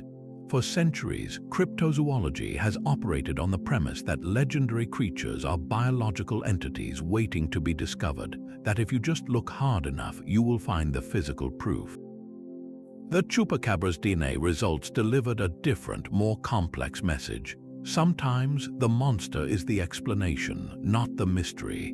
The desire to find a single, monstrous culprit can blind us to the more complicated and often more tragic realities of nature. A rancher finding a bloodless goat and a hairless, grotesque carcass nearby creates a compelling, simple story. The monster killed my livestock. The true story is far more layered, involving a starving, diseased predator, the scavenging habits of insects, and the natural processes of coagulation and decomposition. The DNA evidence forced a reckoning, demonstrating that our planet is still plenty capable of producing shocking and terrifying sights without the need for undiscovered monsters. The real enigma wasn't the creature's biology, but our own psychology, our powerful tendency to connect dots into a familiar, frightening pattern, even when the dots themselves have perfectly ordinary, if poorly understood, explanations. The genetic tests provided a near-definitive answer for the monster bodies, but in doing so, they opened up a much bigger question about why we are so determined to see monsters in the first place, and what we lose when we let go of the myth. So after all that, after the DNA tests, the mange diagnoses, and the exposed hoaxes, you might expect the chupacabras to fade away, relegated to the dusty shelves of historical curiosities. But that's not what happened. The legend didn't die, it simply evolved, finding new life not as a biological entity, but as something even more resilient, a cultural and psychological phenomenon. The creature's persistence in the face of overwhelming scientific counter-evidence tells us something profound about the human need for narrative, especially when confronted with the cold, random chaos of misfortune. For many farmers, the chupacabras is not a myth, it's a necessary explanation. Imagine the frustration of a rancher who has invested thousands of dollars and countless hours into his livestock, only to walk out one morning and find a prized goat dead with no clear cause. There are no coyote tracks, no signs of a struggle, just a silent, costly mystery. A wildlife official might later suggest it was a swift-acting disease or a predator that left no trace, but that answer feels abstract and deeply unsatisfying. It offers no villain, no target for their anger and their loss. The chupacabras, by contrast, provides a tangible culprit. It gives a face and a name to the anonymous bad luck that can devastate a family's livelihood. This creature becomes a scapegoat, a way to externalize the blame for a tragedy that would otherwise be senseless. It's far easier, and in a strange way more comforting, to direct your fury at a monster you can theoretically defend against, rather than at the invisible, uncaring hand of fate or a complex economic system that offers little support. This need to impose order on chaos extends far beyond the farm gate and into our broader psychological landscape. Human brains are hardwired for pattern recognition.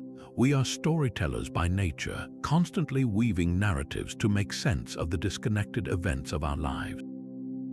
Random, frightening occurrences, a strange noise in the night, an unexplained power outage, a cluster of animal deaths, create a cognitive dissonance that we are desperate to resolve. The Chupacabra's legend provides a pre-packaged, culturally validated story that neatly ties up these loose, unsettling ends. It connects the dots, transforming a series of baffling incidents into a single, coherent plot. This is a deeply comforting process. Believing that a singular monster is responsible is psychologically preferable to accepting that the world is simply a random and sometimes terrifying place where bad things happen for no reason at all. The monster, as frightening as it is, restores a sense of meaning and structure. It provides a clear cause for the effect, a defined antagonist in a story that would otherwise have no villain, only victims. In this way, the Chupacabras functions as a modern folklore safety valve, releasing the pressure of collective anxiety by giving it a specific, manageable form. This process is powerfully amplified by the story's role as a piece of shared cultural identity, particularly within Latin American communities. The Chupacabras is, in a very real sense, our monster. It emerged from the soil and stories of Puerto Rico and spread across the hemisphere, becoming a common reference point that transcends national borders.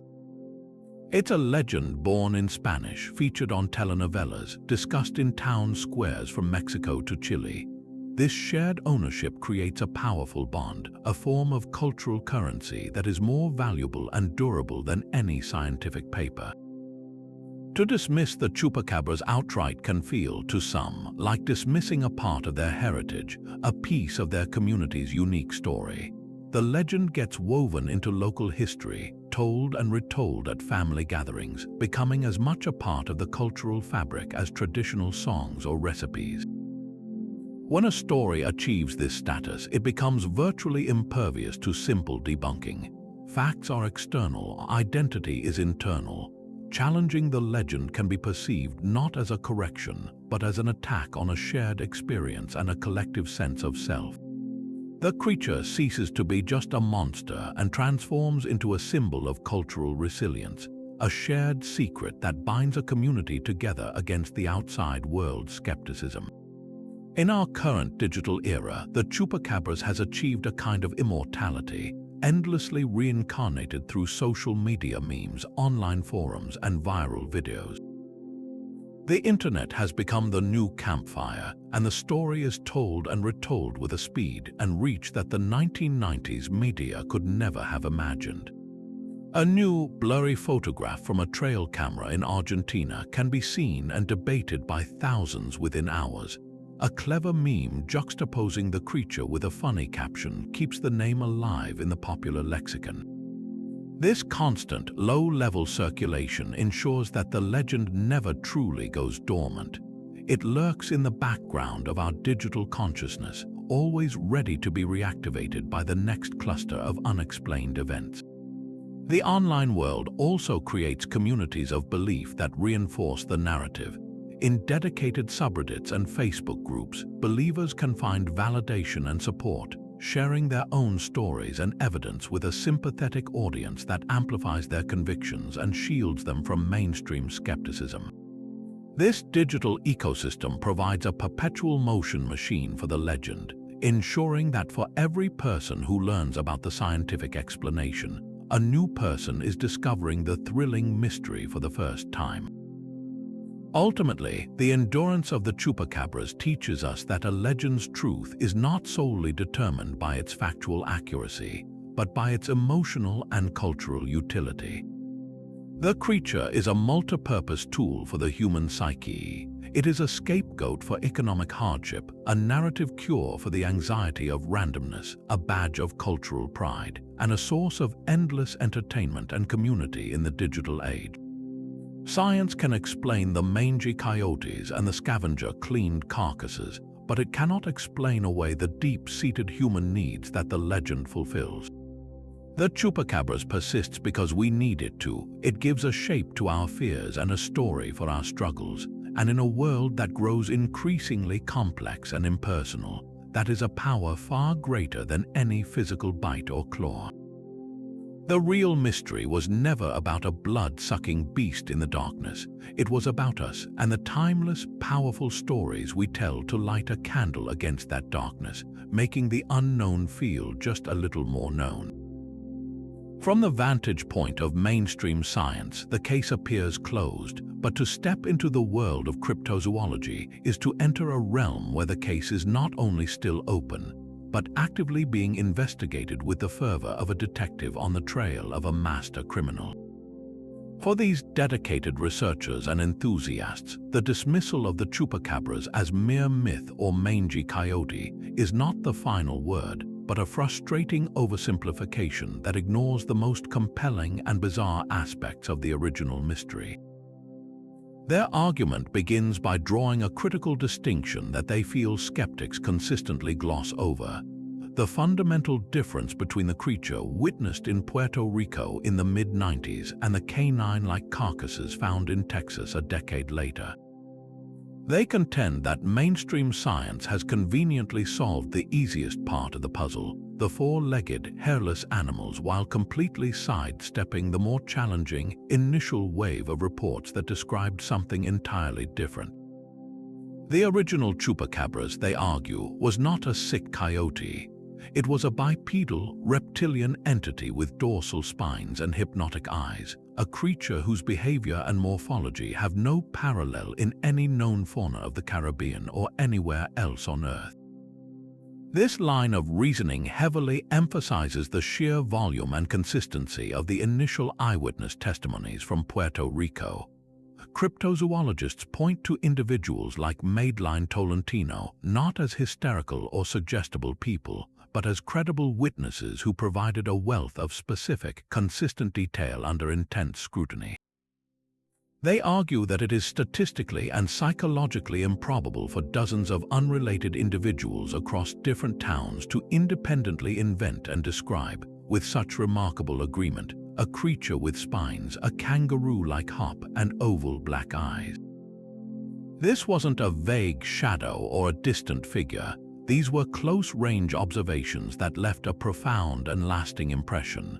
From a cryptozoological standpoint, to dismiss this collective testimony is to engage in a form of intellectual arrogance, privileging the absence of physical evidence over the presence of numerous coherent human experiences.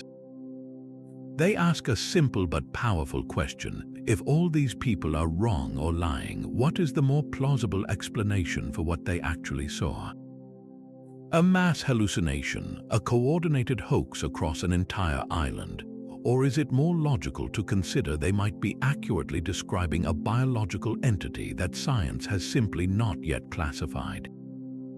A central pillar of the believers' case rests on the unique forensics of the original attacks, which they argue defy explanation by any known predator or disease. They return to the crime scenes in Mocha and Canovanas, highlighting details that the mange theory cannot touch.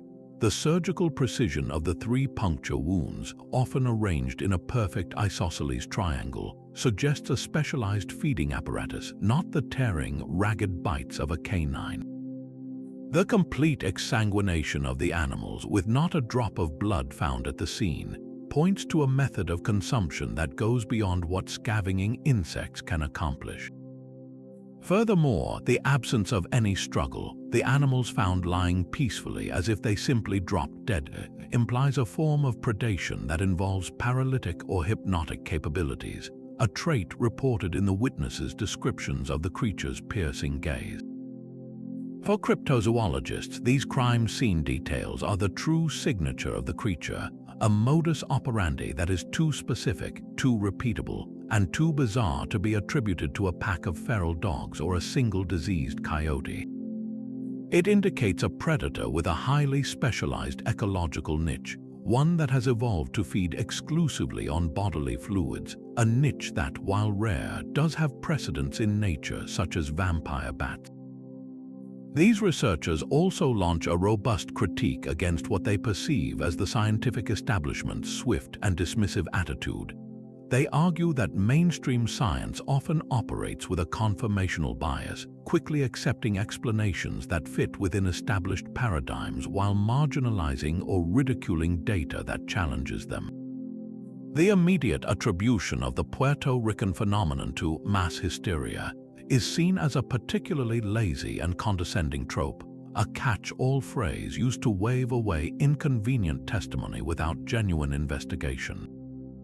Cryptozoologists point out that true mass hysteria typically involves the spread of psychosomatic symptoms like nausea or dizziness, not the detailed visual observation of a complex physical entity by multiple independent witnesses.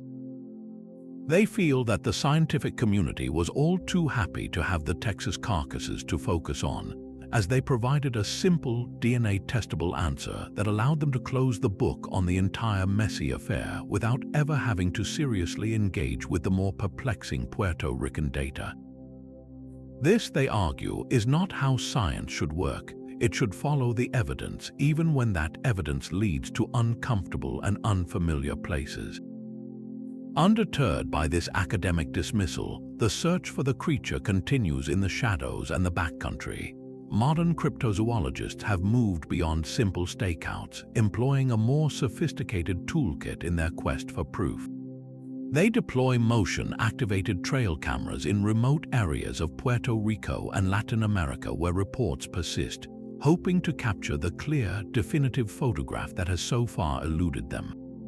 Some groups conduct audio analysis, recording nighttime sounds in an attempt to isolate and identify unique vocalizations that could belong to an unknown species. Others engage in environmental DNA or eDNA sampling, collecting water and soil from locations of recent alleged attacks in the faint hope of filtering out genetic material shed by the creature. While this technique has successfully been used to monitor rare or elusive species, finding an unknown genetic sequence remains a monumental challenge.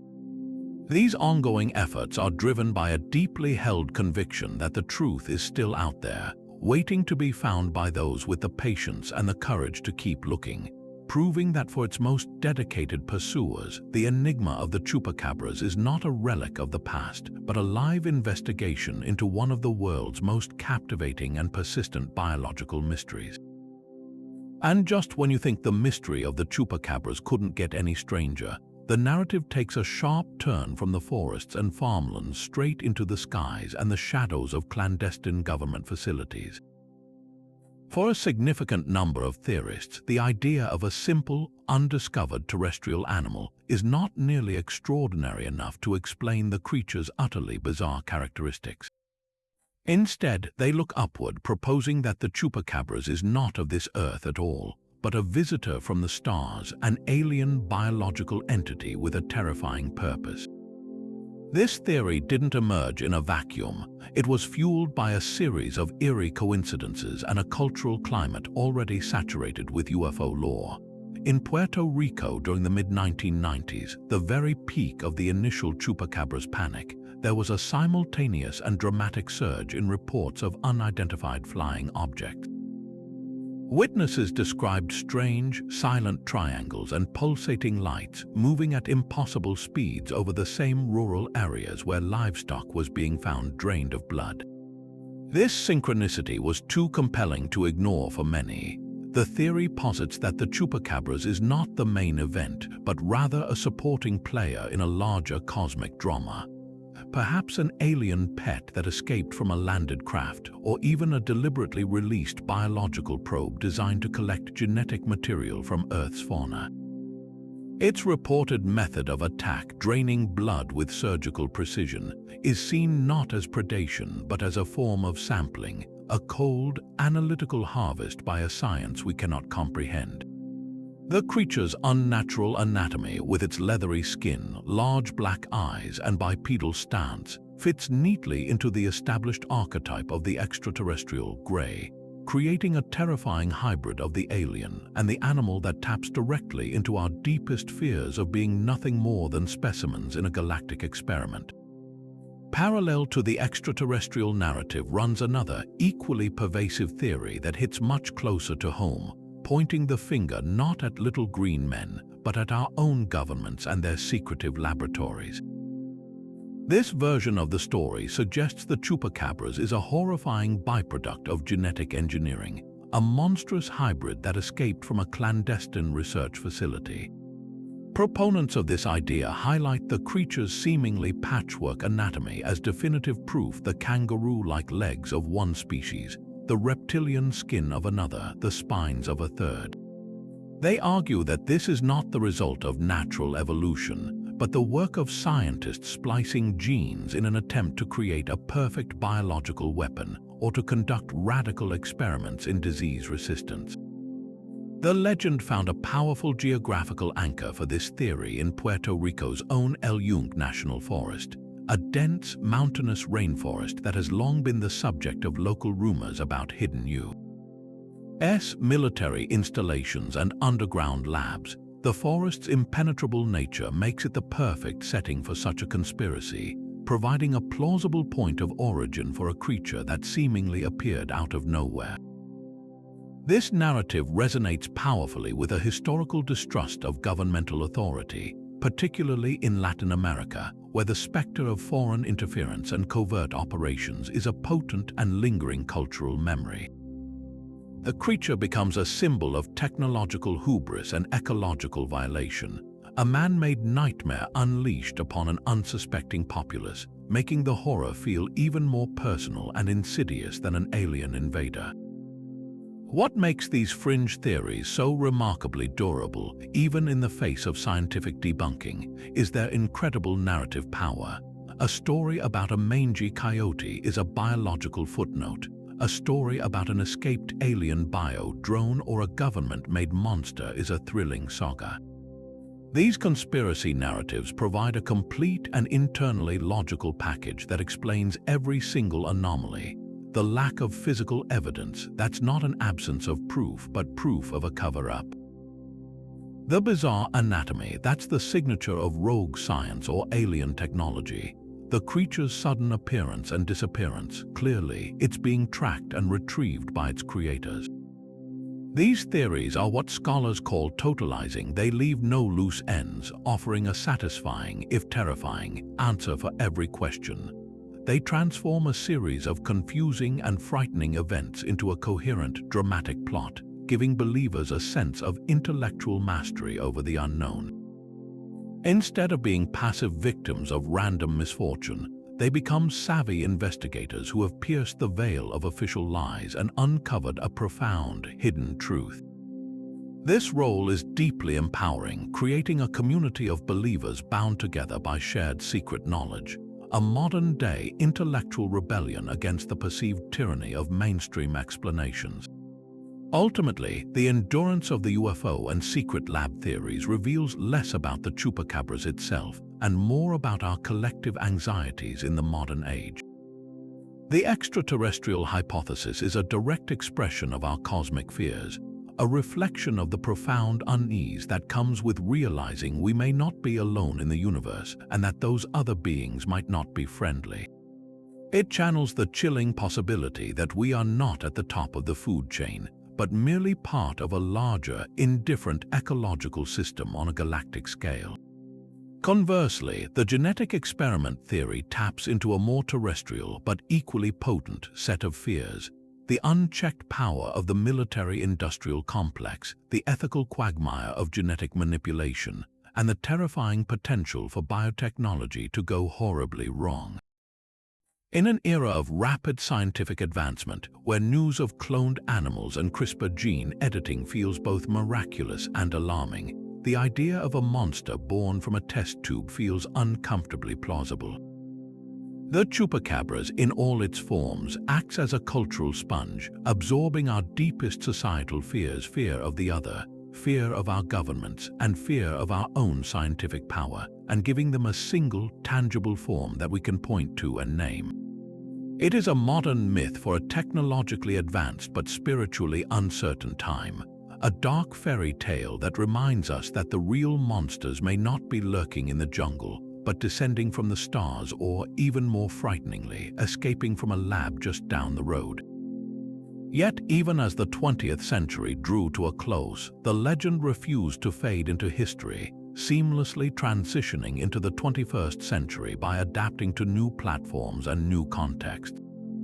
While the frantic, wall-to-wall media coverage of the 90s has largely subsided, the creature has found a persistent, enduring life in the digital undercurrents of the internet and the quiet, stubborn reports of local news outlets. The story is no longer a global media firestorm, but a slow-burning ember that continues to glow, flaring up with predictable regularity in online communities and rural towns from the Yucatan Peninsula to the Appalachian foothills. The monster did not vanish. It simply retreated from the blinding spotlight of international headlines into the shadowy, more personal spaces where local fears and modern technology intersect. This new chapter is characterized not by a decline in belief, but by a decentralization of the narrative, where the legend is kept alive by a distributed network of believers, amateur investigators, and those who feel the evidence presented by science fails to explain what they have witnessed with their own eyes. The primary arena for this ongoing saga has shifted decisively from television studios to the vast, interconnected world of online forums and social media platforms. Websites like Reddit, with its dedicated subreddits for the paranormal, and countless niche cryptozoology forums serve as digital campfires where people from across the globe gather to share their stories. Here, a farmer from a remote part of Honduras can post a blurry cell phone photo of a strange animal carcass and receive immediate feedback and validation from an enthusiast in Sweden. These platforms have democratized the investigation, creating a global 24/7 hub for Chupacabras discourse. The nature of the evidence has evolved alongside the technology. Where once we had grainy VHS tapes, we now have shaky smartphone videos shot in the dark, often stabilized and enhanced by users, and a constant stream of images from motion-activated trail cameras placed in woods and fields. While the quality is often still poor, the sheer volume of this user-generated content creates a persistent hum of alleged activity. A typical post might detail a late-night encounter on a deserted country road, accompanied by a dark, ambiguous video that sparks fierce debate in the comments section between skeptics pointing out the likelihood of a mangy fox and believers who are convinced the gait and silhouette are all wrong for any known animal. This continuous, low-level circulation of proof ensures the legend never fully goes dormant, constantly being rediscovered and re-energized by new generations. In rural Latin America, the chupacabras remains a potent and immediate reality, far removed from abstract online debates. Local newspapers in small towns across Mexico, Chile, and Central America still regularly publish stories with headlines that would feel right at home in 1995. The narrative is often strikingly consistent. A small-scale farmer awakens to find one or more of their chickens, goats, or sheep dead, exhibiting the classic signs of the attack: neat puncture wounds and a lack of blood. These reports are treated not as folklore by the local press, but as legitimate news events affecting the community's economic well-being.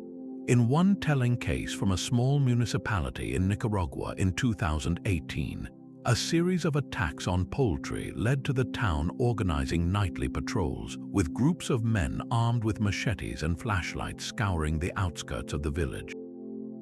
The local mayor was quoted in the regional paper expressing frustration and concern for his constituents' livelihoods. This is not a game or a spooky story for these communities. It is a tangible threat that requires a tangible response. The creature's persistence in these areas speaks to a deeper, more systemic issue: the ongoing vulnerability of rural agricultural life to a multitude of unseen pressures, for which the chupacabras provides a simple, if terrifying, explanation. A fascinating evolution in the 21st century reports is the noticeable blending of the two primary archetypes of the creature.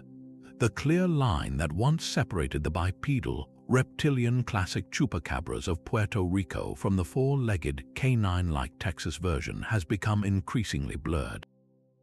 Modern eyewitness accounts often describe a confusing hybrid. A rancher in Arizona might report seeing a hairless, dog-like animal, but insist it was moving in an unnatural, bouncing gait or that it had an unusually pronounced spinal ridge. Conversely, a report from a rural community in Colombia might describe a creature with the general shape of the classic chupacabras, but note that it was smaller and more fox-like than the original descriptions. This fusion is likely the result of 2 decades of cultural cross-pollination. The iconic image of the spiny-backed creature is now globally known, while the scientific explanation of the mangy coyote has also gained widespread traction. When a person today has a strange encounter, their brain is processing it through a filter that contains both of these powerful images. The resulting description often becomes a composite, a testament to the legend's fluidity and its ability to absorb new information while retaining its core menacing identity. The monster is no longer just one thing, it is a shapeshifter, adapting its form to fit the preconceptions and environmental context of the witness. For the people living in these hotspots of activity, the scientific consensus that the chupacabras is a myth is not just an academic disagreement. It is a dismissal of their lived experience and a profound misunderstanding of their reality. When a government agricultural agent or a biologist from the city arrives and explains that the dead goat was likely taken by a bobcat or a feral dog, it can feel insulting and out of touch. The farmer who has worked that land his entire life knows the signature of a bobcat kill, and what he found does not match it. He knows the local predators and their habits, and this event feels different. The official explanation, while rational, fails to account for the specific, unsettling details that made the event so memorable in the first place. The eerie silence of the scene, the surgical nature of the wounds, the complete absence of tracks. This creates a deep-seated distrust of external authorities and reinforces the local belief in their own knowledge. The creature becomes a part of their local landscape, a known hazard, much like a drought or a flood. They may not debate its existence on internet forums, but they will mention it matter-of-factly to their neighbors, a recognized, if rare, peril of rural life. In this context, the chupacabras is not a supernatural legend, but a vernacular category for a specific, unexplained type of predatory event that falls outside the bounds of their conventional understanding of nature. The enduring presence of the chupacabras in the modern era ultimately serves as a powerful barometer for regional anxieties. In an age of climate change, pesticide use, and expanding urbanization, the rural landscapes where the legend thrives are undergoing dramatic and often devastating transformations. The appearance of a strange, hairless, and seemingly unnatural predator can easily be interpreted as a symptom of a sickened environment. Is the creature a result of some genetic contamination from industrial agriculture? Is its presence a sign that the natural order has been fundamentally disrupted? The legend provides a vessel for these diffuse and complex fears. Furthermore, in regions experiencing economic hardship, the loss of even a single animal can represent a significant financial blow. The chupacabras becomes a personification of that economic precarity, a monstrous thief that arrives in the night to steal their fragile prosperity. Its continued relevance demonstrates that we have not outgrown our need for mythological creatures. We have simply updated them to reflect our contemporary nightmares. The monster is no longer just a beast from the forest. It is a symbol of ecological uncertainty and economic vulnerability, a folkloric warning that even in our technologically advanced world, the darkness at the edge of town still holds mysteries that our science cannot yet or may never fully explain. What happened in Puerto Rico and Texas, as strange and terrifying as it was, wasn't an isolated event in human history. In fact, the birth of the chupacabras follows a remarkably consistent blueprint, a pattern that has repeated itself across centuries and continents. When we pull back the camera to a global scale, we find that nearly every culture has its own version of a nightmarish predator that emerges from the shadows during times of deep social unease. These creatures, known as cryptids, are more than just local ghost stories. They are cultural pressure valves, and by examining a few of the most famous examples, we can see the chupacabras not as a singular freak occurrence, but as the latest incarnation of a very old, very human story. Consider the legend of the Jersey Devil, a creature said to haunt the remote pine barrens of New Jersey since the 1700s. The origin story is pure folk horror, often told as a cursed birth. As the tale goes, a woman named Mother Leeds, upon discovering she was pregnant with her 13th child, cried out in despair that she wished it would be a devil. When the child was born, it reportedly transformed before the horrified midwives, growing leathery wings, a goat-like head, and hooves before flying up the chimney and escaping into the woods. For over 250 years, this beast has been blamed for a litany of unexplained events, from the mutilation of livestock to strange, unearthly screams echoing through the pines. The parallels to the chupacabras are immediately striking. Both are described as bipedal, winged, or leaping creatures with a horrifying hybrid anatomy that mixes features from different animals. Both are blamed for mysterious attacks on farm animals, and both legends have persisted with a stubborn resilience, passed down through generations and periodically surging back into public awareness during waves of local panic. The Jersey Devil, like the Chupacabras, gives a tangible form to the fears associated with a specific, wild landscape. The dark, impenetrable pine barrens, just as the Chupacabras embodies the anxieties of the rural farmland and the untamed mountains. Traveling back to 18th century France, we encounter a case that moves from folklore into documented history with terrifying consequences: the Beast of Gévaudan. Between 1764 and 1767, a remote province in south-central France was gripped by terror as a massive, wolf-like creature launched a series of brutal attacks, ultimately killing dozens and injuring many more. The descriptions of the beast were wildly inconsistent. Some said it was a gigantic wolf with reddish fur and a black stripe. Others claimed it had talons like a lion, and some even reported it was impervious to bullets. The panic was so profound that it reached King Louis XV, who dispatched royal huntsmen and soldiers to kill the monster. Several large wolves were killed and presented as the beast, yet the attacks often continued, fueling speculation that it was a supernatural entity or perhaps even a werewolf. Here, the common themes become even clearer. Like the Chupacabras' panic, the Beast of Gévaudan phenomenon was characterized by a specific, terrifying modus operandi, in this case direct attacks on humans, and a flood of sensational, often contradictory eyewitness accounts that were amplified by the media of the day, which consisted of pamphlets and word of mouth that spread the story across Europe. The hysteria unfolded in a region suffering from poverty and social upheaval in the aftermath of the 7 Years' War. The beast became a focal point for all the suffering and fear of a traumatized population, a single monster to blame for their collective misery, a function eerily similar to how the Chupacabras channeled anxieties in struggling rural communities. Crossing the English Channel to Victorian England, we meet another archetypal figure of urban terror, Spring-Heeled Jack. Emerging in the 1830s, this entity was not a rural predator but a specter of the burgeoning industrial city. Multiple reports described a tall, cloaked figure with a terrifying appearance. Some said he had clawed hands and fiery red eyes, and that he breathed blue flames into the faces of his victims. His most famous attribute was his superhuman ability to leap over high walls and across rooftops with a single bound, earning him his name. Spring-Heeled Jack didn't kill livestock.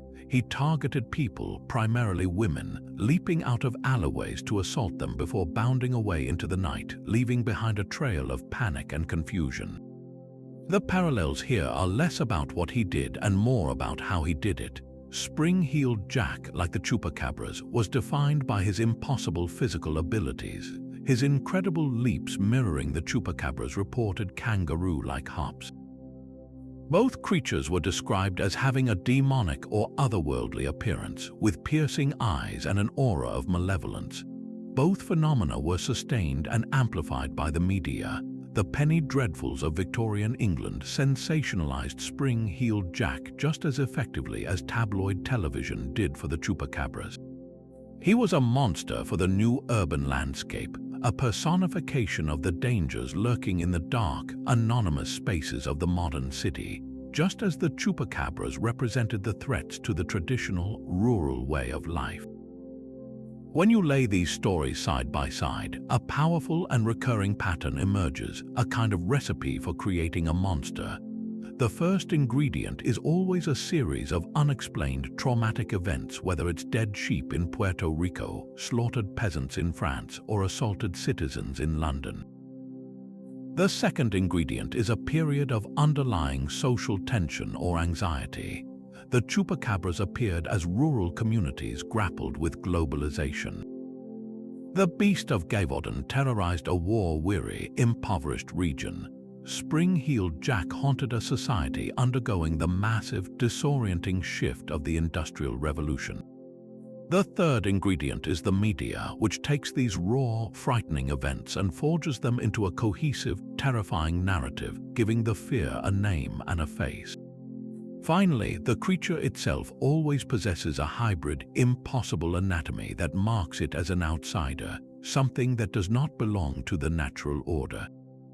This combination is incredibly potent. It transforms abstract, complex problems, economic hardship, social change, political instability into a simple, primal conflict, us versus the monster. Fighting a monster is a clear and understandable goal. Fighting an economic downturn or a confusing social transformation is not. This recurring pattern reveals a profound truth about the human psyche. We are storytellers by nature, and in times of crisis, our minds rebel against chaos and randomness. We crave narratives that make sense of the senseless. A mysterious animal death is frightening because it is unexplained. But a mysterious animal death caused by the chupacabras is paradoxically less frightening because it has an explanation, however terrifying that explanation may be. It restores a sense of order. The monster becomes a scapegoat, a tangible enemy onto which we can project all our diffuse anxieties. The chupacabras, the Jersey Devil, the beast of Gavorden, they are not just random beasts. They are manifestations of our collective fears, born from specific historical moments of uncertainty and change. They show us that the true mystery is not the creature in the dark, but our own enduring need to create that creature, to give a name and a shape to the shadows that haunt our world, proving that the most enduring monsters are not the ones that live in the woods, but the ones that live in our minds. While the search for a physical monster may have yielded more myth than carcass, the economic and emotional wreckage the chupacabras left in its wake was devastatingly real. For the farmers and ranchers at the heart of this panic, the threat wasn't an abstract legend. It was an assault on their very livelihood, turning their peaceful farms into fortresses and their nights into watchful, fearful vigils. The most immediate and measurable impact was the direct financial loss from livestock deaths. A single goat or sheep represents a significant investment, not just the purchase price, but the months or years of feed, veterinary care, and labor invested in raising the animal. When a farmer would find one of these animals dead and drained of blood, they weren't just looking at a creepy scene, they were staring at a hole in their annual income. For a small, family-run farm operating on thin margins, losing even a handful of animals could mean the difference between breaking even and facing financial ruin. The loss was compounded by the creature's bizarre selectivity. Unlike a pack of coyotes that might take one animal and scatter the rest, the chupacabras, real or imagined, often struck with a chilling focus, sometimes leaving multiple animals dead in a single night. This wasn't random predation, it felt like a targeted harvest, amplifying the sense of personal violation and the sheer scale of the economic damage. In response, farmers felt compelled to invest heavily in security, a defensive cost they had never budgeted for. The quiet, dark countryside, once a place of rest, was now perceived as a landscape of threat. Families drained their savings to install powerful halogen floodlights, illuminating their properties all night long in an attempt to scare away the creature. They reinforced fences, sometimes adding expensive electrical wiring, and patched any small hole in a coop or pen that could serve as an entry point.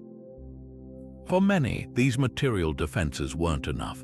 The most poignant image of this period is that of farmers, exhausted and armed with rifles or machetes, spending the entire night sitting in lawn chairs or in the beds of their pickup trucks, staring into the darkness, listening for any sound that seemed out of place. This round-the-clock guard duty came at a tremendous physical and psychological cost. Sleep deprivation became commonplace, affecting not only their health but also their ability to work effectively during the day. The farm, which should have been a source of sustenance and stability, was transformed into a site of constant anxiety, a place where every strange noise in the night could signal another devastating financial blow. The fear also fractured the social fabric of tight-knit rural communities, sowing seeds of suspicion and distrust where neighborly cooperation had once been the norm. In the absence of a clear, visible enemy, people began to look for a culprit among themselves. Whispers would circulate about the eccentric loner who lived on the edge of town, or the newcomer who kept odd hours. The possibility that a person, not a monster, was behind the attacks either as a sadistic prankster or a member of a satanic cult, as was initially suspected in Puerto Rico, poisoned community relations. This atmosphere of suspicion was toxic. It eroded the trust that these communities were built on, the unspoken agreement that neighbors looked out for one another. Shared celebrations and casual social gatherings became less frequent as people retreated behind their newly installed fences and bright security lights, their world shrinking to the boundaries of their own heavily guarded property. The legend created an invisible wall between families, turning collective fear into isolated paranoia. The mental and emotional toll on individuals, particularly those who claimed direct encounters, was profound and long-lasting. The initial terror of seeing something inexplicable was often followed by a different kind of agony, public ridicule. A farmer who reported a chupacabras sighting to the local authorities might be dismissed as an attention seeker or someone who had had one too many drinks.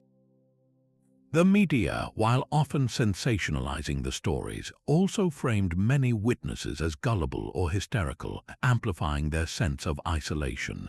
This created a terrible dilemma for those who had experienced something they couldn't explain. Do you stay silent and live with a terrifying secret, or do you speak out and be branded a liar or a fool by your community and the wider world? Many chose silence, burying their fear and trauma, which could manifest as chronic anxiety, nightmares, or a deep-seated reluctance to go outside after dark. The psychological impact was a real, if invisible, injury, a scar left by an encounter with the unexplained that was then deepened by the mockery of a disbelieving world. Ultimately, the chupacabras' panic exposed the profound vulnerability of rural life. These communities are often on the front lines of forces they cannot control: fluctuating market prices, unpredictable weather, and diseases that can sweep through a herd. The legend provided a single, tangible focus for a complex web of anxieties. It was easier, and in a strange way more comforting, to direct anger and resources toward a mythical beast than to grapple with the slow, impersonal pressures of a globalizing economy or the creeping encroachment of urbanization on their way of life. The money spent on floodlights and ammunition, the sleepless nights spent on guard duty, and the broken trust between neighbors were all a terrible, real-world tax levied by a phantom. The creature itself may have been a fiction, but the fear it inspired drained these communities of their financial security, their peace of mind, and their social cohesion, proving that a story can sometimes wield a power far more destructive than any fang or claw. A name can be a powerful container for fear, and few names in the annals of the unexplained have been as perfectly engineered for virality as chupacabras. It's a word that rolls off the tongue with a certain menacing rhythm, yet its construction is brutally simple. It's a compound of two common Spanish words, chupa, which means to suck, and cabra, which means goat. Put them together and you have goat sucker. There is no ambiguity, no poetic mystery. The name is a literal, functional description of the creature's alleged primary activity, and this stark, visceral clarity was a masterstroke in its global propagation. Imagine if it had been given a more complex academic name like Sanguisuga terrarum, or a vague, folkloric title like the Dark Walker of the Hills. It wouldn't have had the same punch. Goat sucker is immediate. It's slightly grotesque, conjuring a raw, unsettling image that lodges directly in the brain. This wasn't a name dreamed up in a university lab. It was a product of the popular press, and its genius lies in its perfect accessibility. Anyone who heard it instantly understood the core premise of the monster, making the legend incredibly easy to transmit, translate, and remember across cultural and linguistic lines. When you compare this linguistic dynamism to the names of other famous cryptids, the difference becomes starkly apparent. consider Sasquatch or its cousin Bigfoot. These names are descriptive, certainly, but they lack the active, predatory verb that gives chupacabras its punch. They describe a physical attribute, not a terrifying behavior. The Loch Ness Monster is named for its location, which geographically confines it. The Jersey Devil has a location and a supernatural classification, but devil is a broad theological concept. Chupacabras, by contrast, is a job description. It tells you exactly what this thing does. It doesn't just exist, it acts. It performs a specific, horrifying, and unique function. This active voice in its name made the creature feel more real and more urgent. You weren't just looking for a large, hairy hominid. You were guarding your livestock against a specialized biological vacuum cleaner for blood.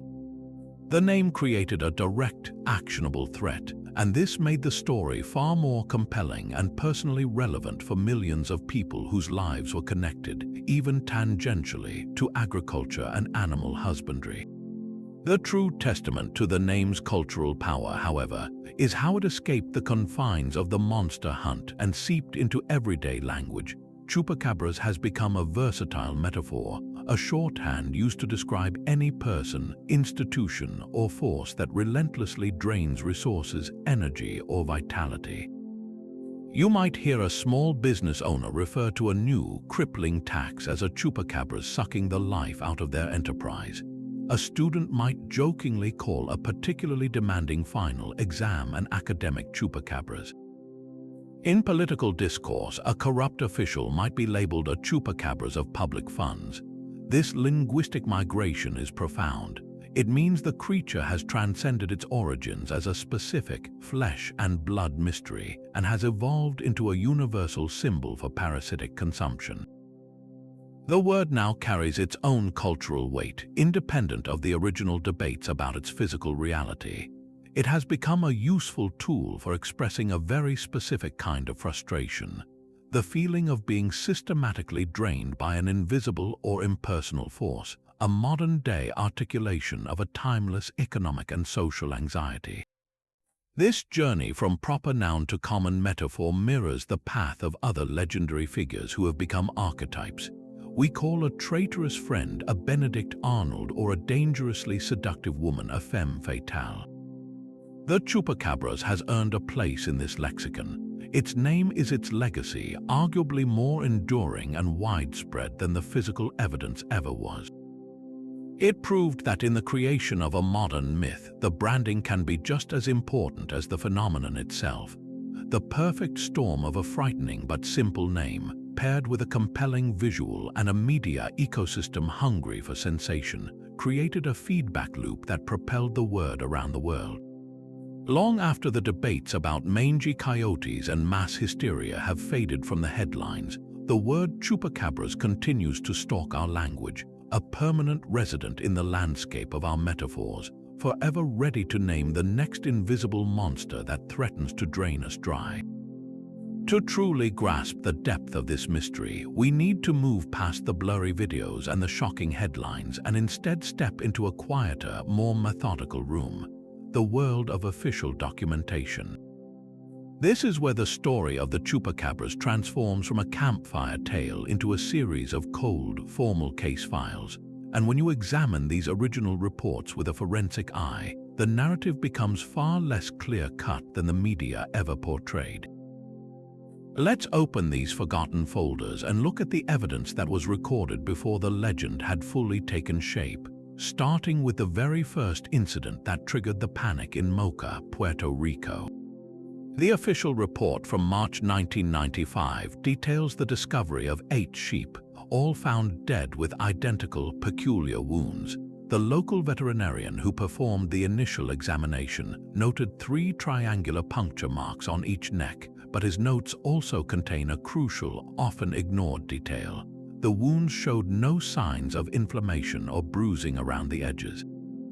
This is medically significant. A typical predator's bite, even a clean one, causes trauma to the surrounding tissue. The absence of this here suggests the punctures were made post-mortem, or with such incredible speed and precision that the animal's nervous system didn't have time to react. Furthermore, the police report explicitly states there were no tracks of any kind leading to or from the scene, not even from the sheep themselves, indicating no struggle had occurred. The official conclusion was left open with the phrase "cause of death unknown" starkly typed at the bottom of the page, a void that the emerging legend was all too eager to fill. Now consider the case of Madeline Tolentino in Canovanas, the encounter that gave the monster its face. While her testimony is well known, the contemporaneous notes from the police officer who first interviewed her reveal fascinating layers. The officer, a seasoned veteran of rural calls, documented her account as highly detailed and delivered with visible distress.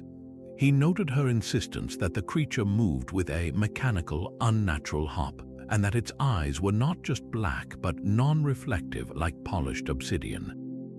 This specific descriptor is intriguing.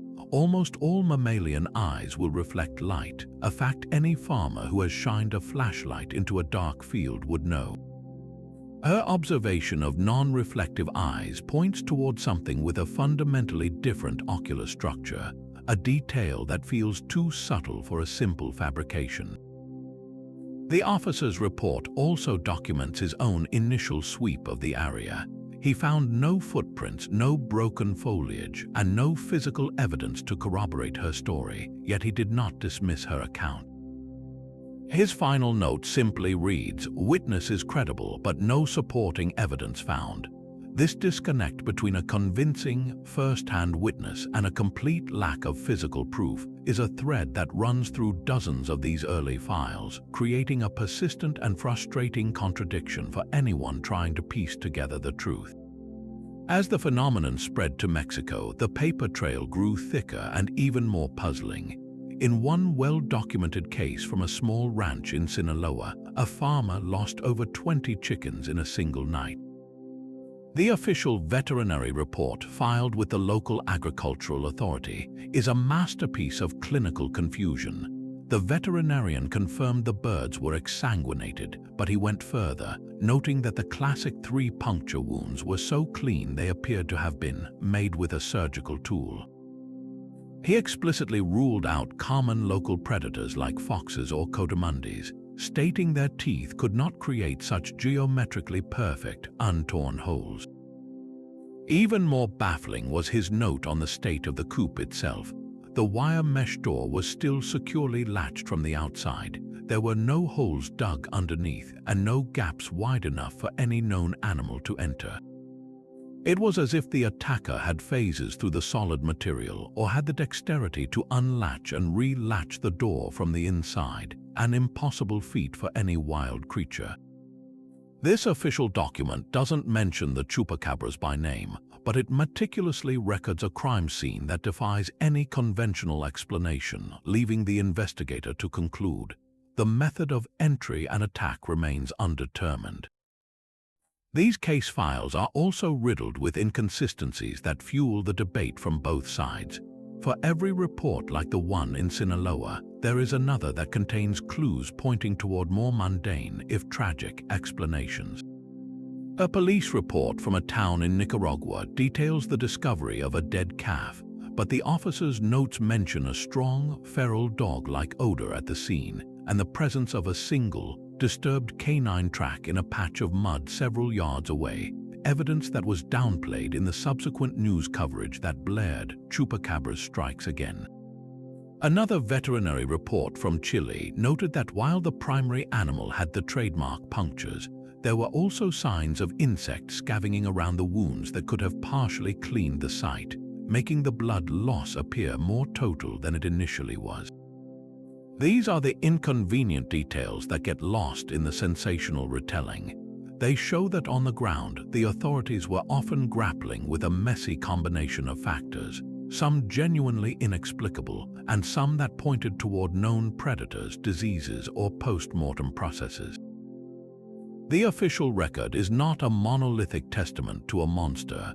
It is a patchwork of contradictions, a collection of genuine head-scratchers mixed with cases that were likely misidentified from the start. This forensic look at the original documents forces a crucial realization.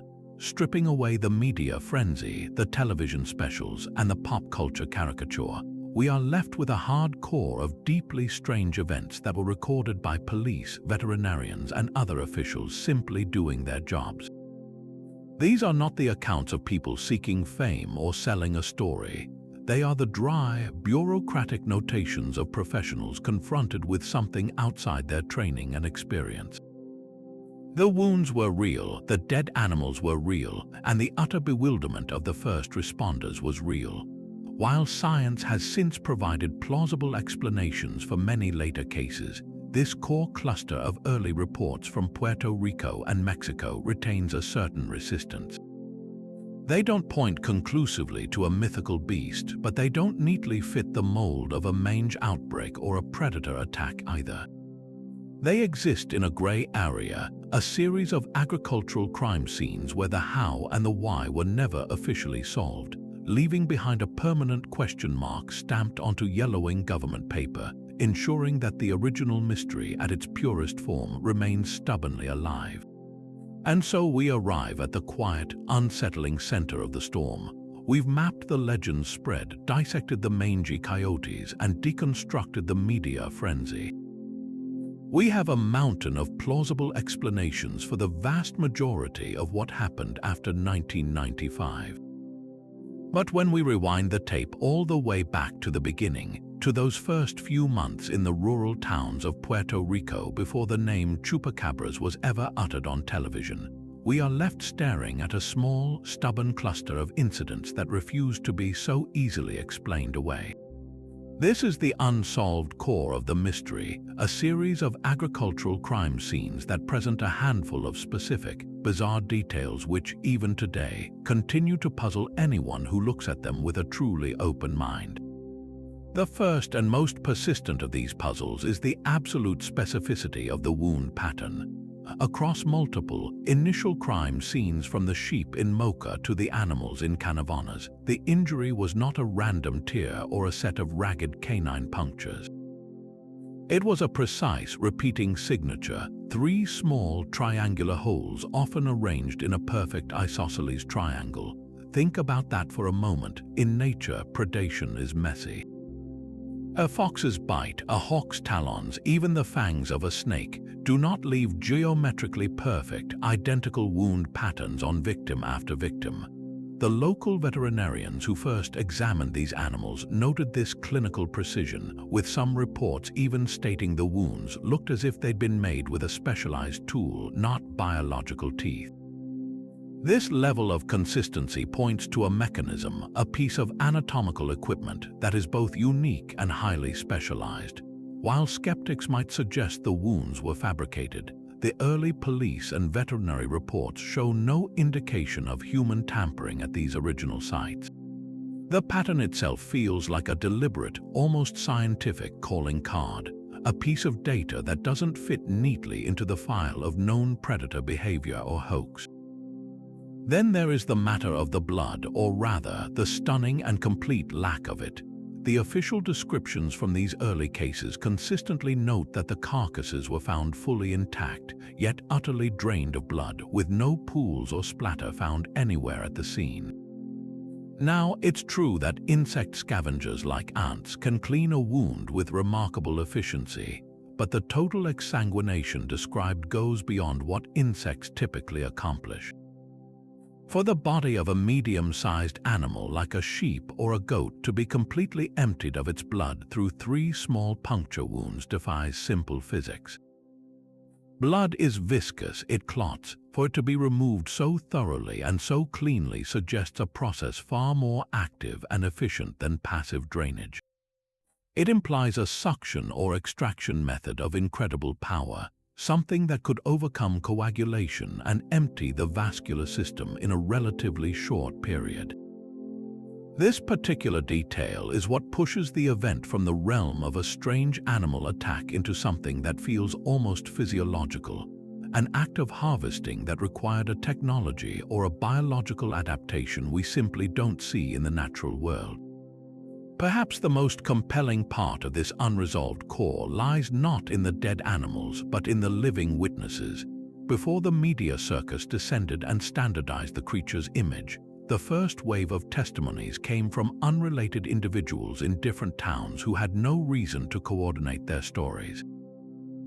People like Madeline Tolentino provided accounts that were not just vague glimpses of a shadowy figure, but were rich, coherent, and deeply unsettling in their specific details.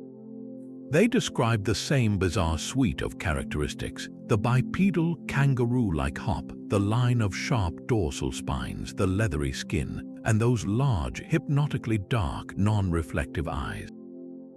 The consistency across these initial, independent accounts is statistically jarring. Mass hysteria typically produces a flood of vague and contradictory descriptions, but here, in the genesis of the phenomenon, a strikingly clear and consistent image emerged from multiple sources before it was ever broadcast on Sábado Gigante.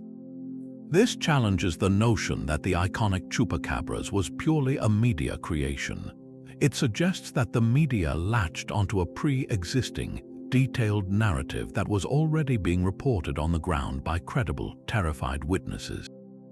To concede that this trigger event remains an open question is not to endorse the existence of a mythical monster. It is simply to acknowledge a fundamental principle of investigation. The first evidence is often the most crucial, and in this case, the first evidence presents a series of anomalies that later, more easily explainable incidents cannot fully erase. The vast majority of chupacabras reports from Texas, Mexico, and beyond can be comfortably attributed to mange, hoaxes, and media-driven panic. But those initial cases in Puerto Rico stand apart. They represent a pristine mystery, a brief window of time where something genuinely unexplained occurred, leaving behind a forensic puzzle that has never been adequately solved.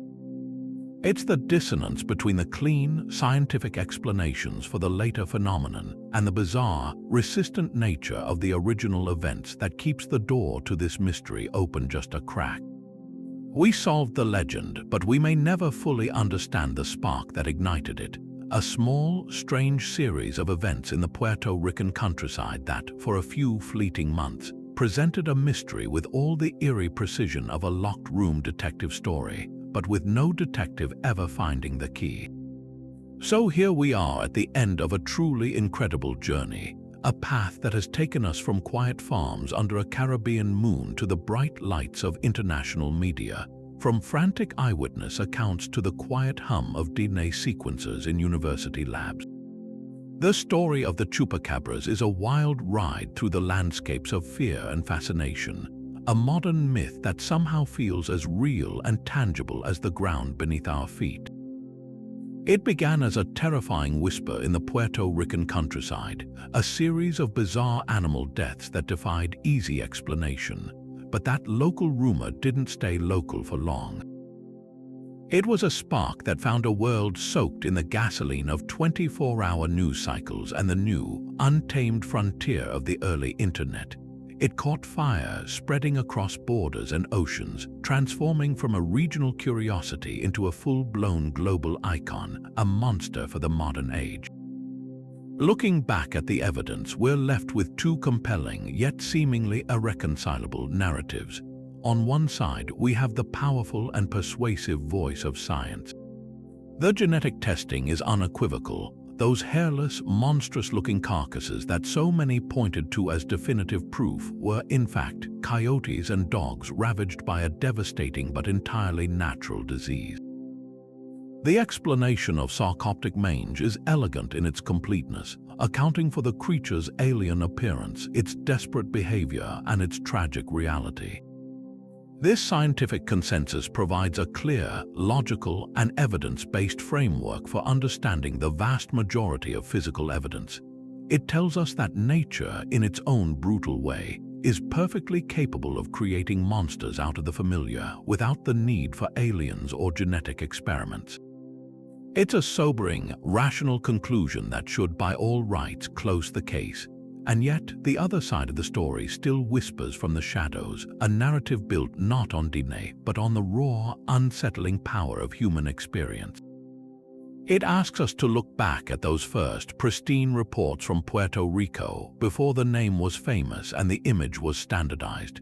It points to the clinical precision of the wounds, the complete and inexplicable exsanguination, and the startling consistency of the early, independent witness accounts describing a creature with a specific, hybrid anatomy that doesn't map onto any known animal. This side argues that while science has masterfully explained the aftermath of the panic, it has never fully accounted for the mysterious trigger, that initial, strange cluster of events that ignited the entire phenomenon. These lingering questions form a small, stubborn core of genuine mystery that refuses to be entirely dissolved by the mange theory, a handful of anomalies that continue to puzzle and intrigue. Perhaps, then, the ultimate answer lies not in biology textbooks or veterinary reports, but in the complex workings of the human mind and society. The true, enduring enigma of the chupacabras may not be about a blood-sucking beast at all. Instead, it's a profound case study in sociology, a powerful demonstration of how fear, storytelling, and media can collaborate to conjure a monster into being. When a community is faced with the unexplained, when tragedy strikes without a clear cause, the human brain rebels against the chaos.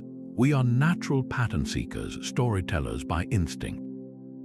We crave a narrative that makes sense of the senseless, a villain we can name and, in theory, defend against. The chupacabras became that villain.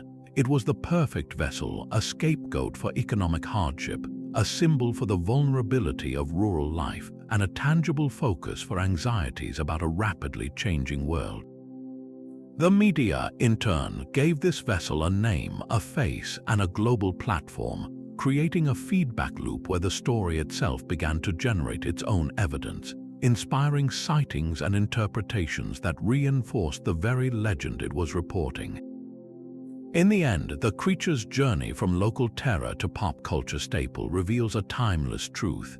We have not outgrown our need for monsters, we have simply updated the way we create them. The chupacabras endures not because it hides in the woods, but because it lives in our stories. It is a modern folklore, a collaborative work of imagination that gives shape to our deepest fears about the unknown, about technology, and about our own place in a world that can feel increasingly impersonal and uncontrollable. It reminds us that the most resilient monsters are not the ones made of flesh and blood, but the ones woven from our collective anxieties and our timeless need to light a candle in the dark, to tell a story that makes the shadows feel just a little less empty. What do you think lies at the heart of this mystery? Have you ever heard a local legend or a strange story that defied explanation? We would love to hear your thoughts and your own personal encounters with the unexplained in the comments below. The conversation is a huge part of what makes exploring these historical mysteries so fascinating. And if you enjoyed this deep dive into the enigma of the chupacabras, be sure to subscribe to the channel. We're just getting started, and there are so many more incredible stories from the shadows of history waiting to be uncovered.